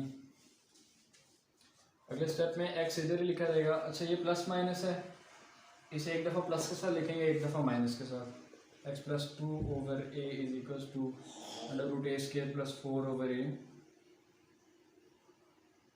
ये प्लस साइन के साथ लिख दिया, अब माइनस साइन के साथ लिखेंगे। X plus 2 over A equals to minus under root A square plus 4 over A. ये जो प्लस माइनस है ये था तो ए के साथ, लेकिन फ्रैक्शन में से किसी एक के साथ भी और दोनों के साथ लगता है, दोनों के साथ लग गया, ये इधर प्लस माइनस मिड में लिख दिया। अब प्लस के साथ भी लिख लिया, माइनस के साथ भी लिख लिया। एक्स इधर ही लिखा रहेगा, 2 ओवर ए जाके माइनस 2 ओवर ए बनेगा। इधर क्या लिखा हुआ था, ए स्केयर प्लस 4 रूट के साथ ओवर ए। इधर ये plus 2 over a minus 2 over a बन जाएगा। लिखा क्या हुआ था, minus under root A square plus 4 over A is equal to x. दोनों का डिनोमिनेटर सेम है तो एक दफ़ा लिख लेंगे, ऊपर वाली वैल्यूज ऐड हो जाएंगी। ये सब्ट्रैक्ट हो गई -2, ये बना। इधर भी डिनोमिनेटर सेम है, एक दफ़ा लिख लेंगे, ऊपर बना माइनस अंडर रूट ए स्केयर प्लस 4 -2 अंडर रूट सिर्फ इतनी चीज़ में, ये बन गया। चाहे तो इन दोनों टर्म्स को, इन दोनों आंसर्स को एक साथ हम लिख सकते हैं, देखते हैं कैसे। -2 उधर भी है, इधर भी है, ये प्लस के साथ है, ये माइनस के साथ है, ये प्लस के साथ, तो प्लस माइनस अंडर रूट ए स्केयर प्लस 4 ओवर ए लिख सकते हैं इसे। ये हमारा फाइनल आंसर है। एक्स की दो वैल्यूज आई, एक आई -2 प्लस अंडर रूट ए स्केयर प्लस 4 ओवर ए, दूसरी आई -2 minus under root A square plus 4 over A. ये पार्ट नंबर 2 था। आगे चलते हैं।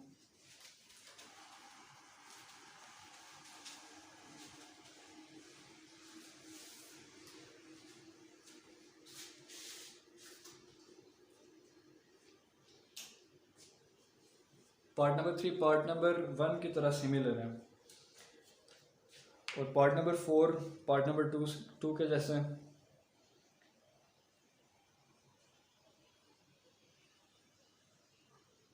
पार्ट नंबर 7 करते हैं इसका।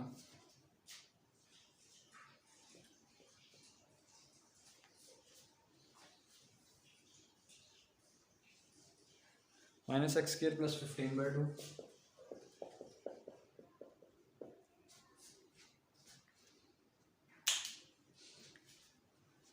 Is equals to 7/2 x. ये लिखा हुआ।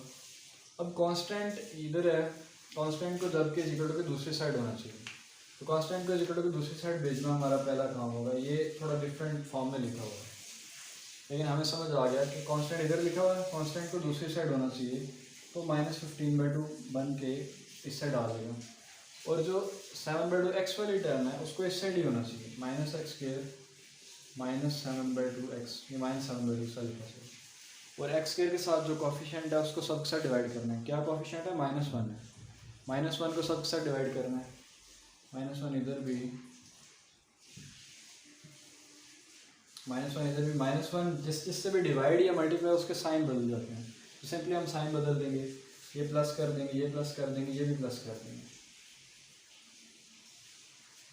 अगला स्टेप क्या था, दरम्यान वाली टर्म लेके इसको 1/2 से मल्टीप्लाई करना था। 1/2 से मल्टीप्लाई किया तो ये बना 7/4। 7/4 इधर लिखते हैं हम, 7/4 इधर भी लिखते हैं और स्क्वायर कर देते हैं दोनों साइड्स में।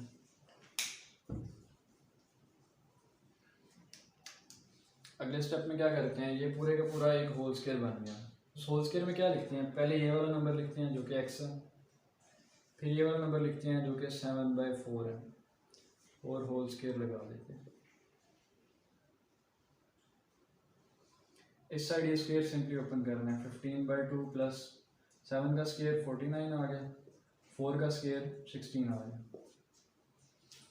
इधर ये इसी तरह लिखा रहेगा, x प्लस 7/4 होल स्क्वायर।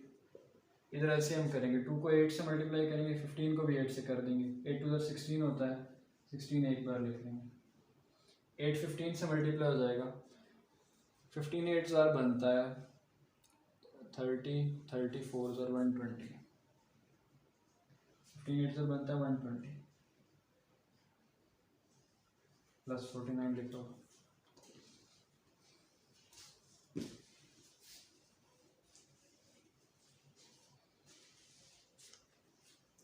इस साइड बना 120 प्लस 49 मतलब 169 ओवर 16। इस साइड बना x प्लस 7/4 का whole square.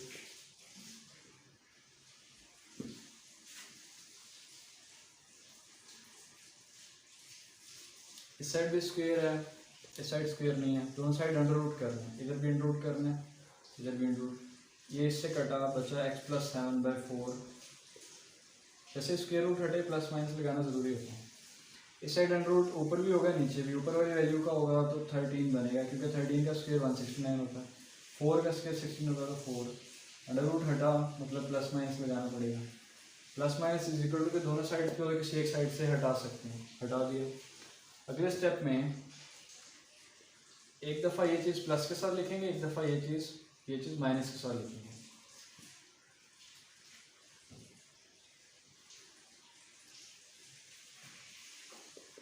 x plus 7/4 13/4 plus के साथ लिखा,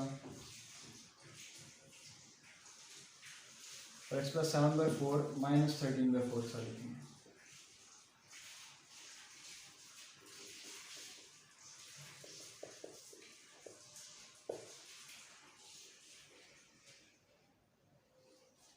अगले स्टेप में x इधर लिखा रहेगा, ये जाके माइनस 7/4 हो जाएगा। x इधर ही लिखा रहेगा, ये जाके माइनस 7/4 हो जाएगा। 4 यानी डिनोमिनेटर एक दफ़ा लिख लेंगे, ऊपर वाली वैल्यूज़ ऐड और सब्ट्रैक्ट हो जाती हैं। ये बनता माइनस 20/4, जो कि बनता -5 4 1 4 5 5 20 माइनस 5। x की वैल्यू आई -5।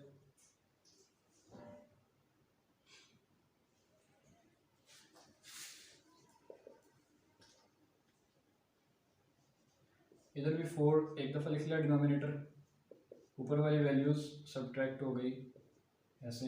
13 - 7 होता है 6, 6/4 यानी 3/2। x की वैल्यू आ गई 3/2। x की दो वैल्यूज़ आई -5 और 3/2। ये पार्ट नंबर 7 किया। अब इसका पार्ट नंबर 8 करते हैं। जो 4 बेसिक स्टेप्स बताए हैं कंप्लीटिंग स्क्वायर मेथड के, वो याद रख लें तो पूरे का पूरा क्वेश्चन इजीली सॉल्व हो जाता है।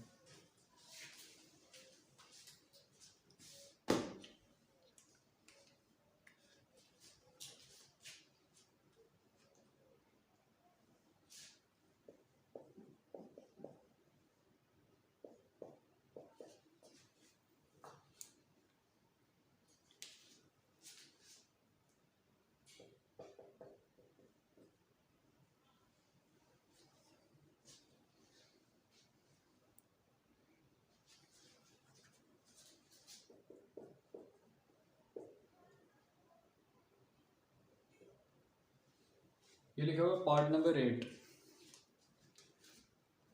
इसमें क्या करना है, सबसे पहले तो इधर स्क्वायर ओपन होगा, 7 से मल्टीप्लाई होंगे, ये 3a स्क्वायर लिखा हुआ है, इसने अंदर मल्टीप्लाई होना है, तो स्टार्ट कर देते हैं इसे। 7 लिखा हुआ स्क्वायर ओपन करते हैं, मतलब a square plus b square plus 2ab, 2 2 4 abx आ गया, प्लस 3a स्क्वायर लिखा हुआ है, ये 4ax के बाद ब्रैकेट लगाना है, ये स्क्वायर ओपन करके इधर लिख दिया, plus 3a square, 5a 7x से मल्टीप्लाई हुआ 35ax बना, 5a 23a से मल्टीप्लाई हुआ तो 23 5 कितना होता है, 23 5 115 a स्क्वायर आ गया, 23 5 115 होता है। 7 के अंदर मल्टीप्लाई होना है, बनना है 7x स्क्वायर प्लस 4 7 से मल्टीप्लाई हुआ तो 28a स्क्वायर बना, 4 7 से मल्टीप्लाई हुआ तो 28ax बन गया, plus 3a square, 35ax plus 115a square.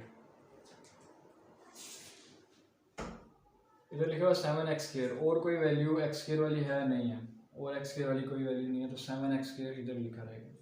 28a square, ये a स्क्वायर वाली वैल्यू है, 28 ए स्क्वायर और 3 ए स्क्वायर बनता है 31 ए स्क्वायर, ये इधर लिख लिया।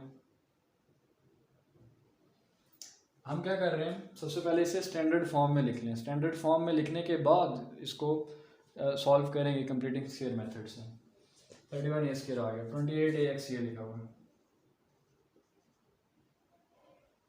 इधर लिखा 35 एक्स, वो इस साइड आके -35 एक्स हो जाएगा क्योंकि इधर इज इक्वल टू का साइन दिया हुआ है, इज इक्वल टू का साइन है, इधर ये इज इक्वल टू का साइन है।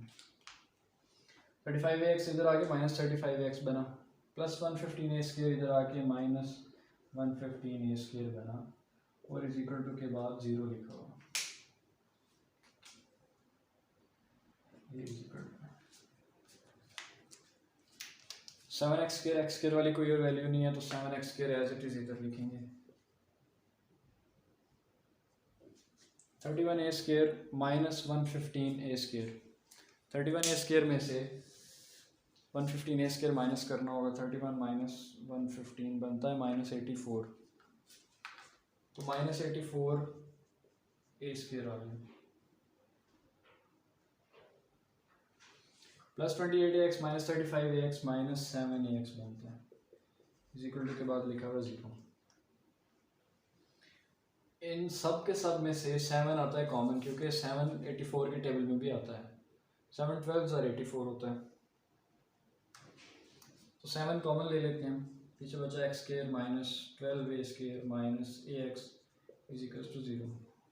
कॉमन लेके हम अपने लिए आसानी कर रहे हैं, इनका टेबल डिमिनिश हो जाएगा, ये 7 जाके डिवाइड होगा और ख़त्म हो जाएगा, पीछे क्या बचा x square -12 a square minus a x is equal to 0। ये आगे स्टैंडर्ड फॉर्म, इसको किस मेथड से सॉल्व करना है, कंप्लीटिंग स्क्वायर मेथड से।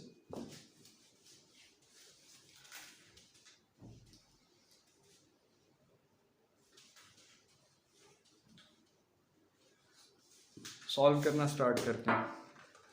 सबसे पहले इसे ठीक करके लिख लेते हैं, ये एक्स स्क्वायर लिखा हुआ है, एक्स स्क्वायर वाली वैल्यू सबसे पहले लिखते हैं, फिर लिखते हैं एक्स वाली वैल्यू, एक्स वाली वैल्यू ये है -6x, इसे लिख लिया, फिर कांस्टेंट लिखते हैं -12 ए स्क्वायर, इसमें जो ए है ये एक कांस्टेंट है, यानी ये एक वैल्यू होल्ड करता है, वो वैल्यू हमें नहीं बताएगी लेकिन होल्ड करता है, और एक्स इसका वेरिएबल है जिसकी वैल्यू हमें बताई जाएगी, जो वैल्यू हम खुद फाइंड करेंगे इसको, एक्स स्क्वायर वाली वैल्यू, फिर एक्स वाली वैल्यू, कांस्टेंट और फिर 0। ये असल क्वाड्रेटिक इक्वेशन की स्टैंडर्ड फॉर्म है, यहाँ तक स्टैंडर्ड फॉर्म तक नहीं पहुँचे थे, एक्स वाली वैल्यू सेकंड नंबर पे होनी चाहिए, ये सेकंड नंबर पे आई तो स्टैंडर्ड फॉर्म बन गया।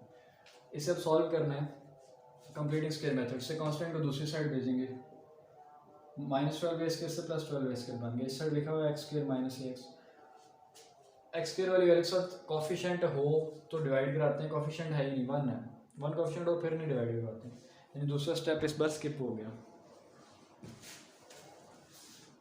अगला स्टेप क्या करना है, अगला स्टेप ये करना है, इधर और इधर कुछ ऐड होगा, क्या ऐड होगा, जो कॉफिशेंट एक्स के साथ लिखा हुआ है यानी -a, इसको 1/2 से मल्टीप्लाई करवाना है, ये बना -a/2, -a/2 इधर भी लिखेंगे इधर भी लिखेंगे, लेकिन याद रहे इसके साथ जैसे ही माइनस साइन आ गया वो प्लस साइन हमने प्लस का ही लेना, सर जो कॉफिशेंट था वो a था, यानी -a लिखने की जरूरत नहीं, प्लस a लिख लिया, कॉफिशेंट साइन के बगैर लिखना होता है।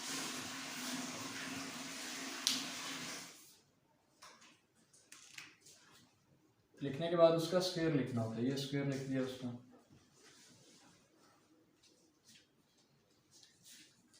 ये पूरे की पूरी वैल्यू एक होल स्क्वायर बन रही है।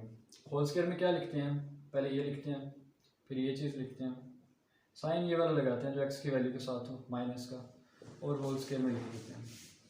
इस साइड सिंपली ये स्क्वायर ओपन करना होता है, a²/4, इन दोनों का एलसीएम करना होता है, एलसीएम मतलब इसके नीचे 1 है और आना 4 चाहिए, कैसे आया 4 से मल्टीप्लाई करके, तो इसको भी 4 से मल्टीप्लाई करेंगे, डिनोमिनेटर को किया तो न्यूमरेटर को भी करेंगे, 4 12 से मल्टीप्लाई हुआ 48 बना, साथ ही A² लिखा हुआ, नीचे इधर भी 4 है, 1 × 4 मतलब 4 है, इधर भी 4 है, नीचे इधर भी 4 है, डिनोमिनेटर दोनों में है तो एक दफ़ा लिख लेंगे, 48A² + A² ऊपर लिखा जाएगा, नीचे एक दफ़ा लिख लिया, ये ऑपरेशन न्यूमरेटर्स पे अप्लाई हो जाता है, डिनोमिनेटर एक दफ़ा लिख लेते हैं। इस साइड पे लिखा हुआ है x minus a by two का होल स्केयर। 48 ए स्केयर प्लस ए स्केयर बनता है 49 ए स्केयर ओवर 4। इस साइड लिखा हुआ है x minus a by two का होल स्केयर। अगले स्टेप में स्क्वायर रूट अप्लाई करना है दोनों साइड्स पे।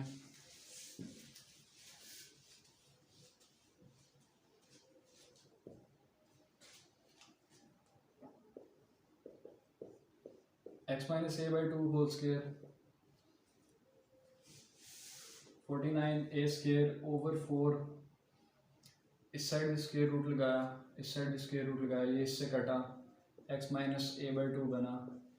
जैसे स्क्वायर रूट ख़त्म हो बताया कि प्लस माइनस साइन लगा देना, तो प्लस माइनस साइन लगाया। इधर स्क्वायर रूट ख़त्म होगा, स्क्वायर रूट मतलब इस पे भी लग रहा है, इस पे भी फ्रैक्शन आ जाए, दोनों पे लग रहा होता है। 4 पे लगेगा तो 2 आ जाएगा, इस पे लगेगा तो 7 ही आ जाएगा। 49 पे भी लग रहा है, ए स्क्वायर पे भी लग रहा है, और स्क्वायर रूट हटा तो प्लस माइनस साइन आना चाहिए। इज इक्वल टू भी दोनों साइड पे आ रहा तो किसी एक साइड से हटा देते हैं, हम इस साइड से हटाते हैं।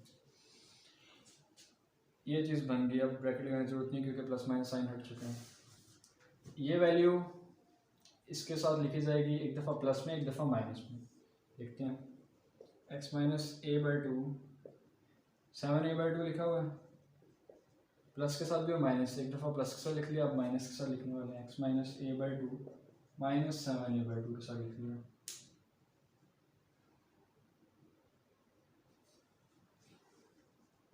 माइनस ए बाई टू इस साइड जाके प्लस ए बाई टू हो जाएगा। किसके साथ प्लस होगा? 7 ए बाई टू के साथ। इसी तरह minus a by to x के पास से हटेगा और दूसरी साइड जाके प्लस ए बाई टू हो जाएगा। किसके साथ? माइनस 7 ए बाई टू, क्योंकि ये पहले से उधर लिखा हुआ। डिनोमिनेटर सेम है, एक दफ़ा लिख लेंगे। इधर भी डिनोमिनेटर सेम है तो एक दफ़ा लिख लेंगे। न्यूमरेटर्स को ऐड कर देंगे, 7 ए प्लस ए। इधर भी न्यूमरेटर्स को ऐड हो जाएंगे, माइनस 7 ए प्लस ए। 7 ए प्लस ए बनता है 8 ए, नीचे 2 लिखा हुआ। 2 1 2 2 4 ज़ार तो 4 ए बना x इस जगह पे। इधर देखते हैं माइनस 7 ए प्लस ए मतलब माइनस 6 ए, माइनस 6 से नीचे 2 लिखा हुआ। 2 1 ज़ार 2 2 3 ज़ार तो माइनस 3 ए बना। x की दो वैल्यूज आई सोल्यूशन सेट में लिख सकते हैं, एक वैल्यू माइनस 3 ए, एक 4 ए।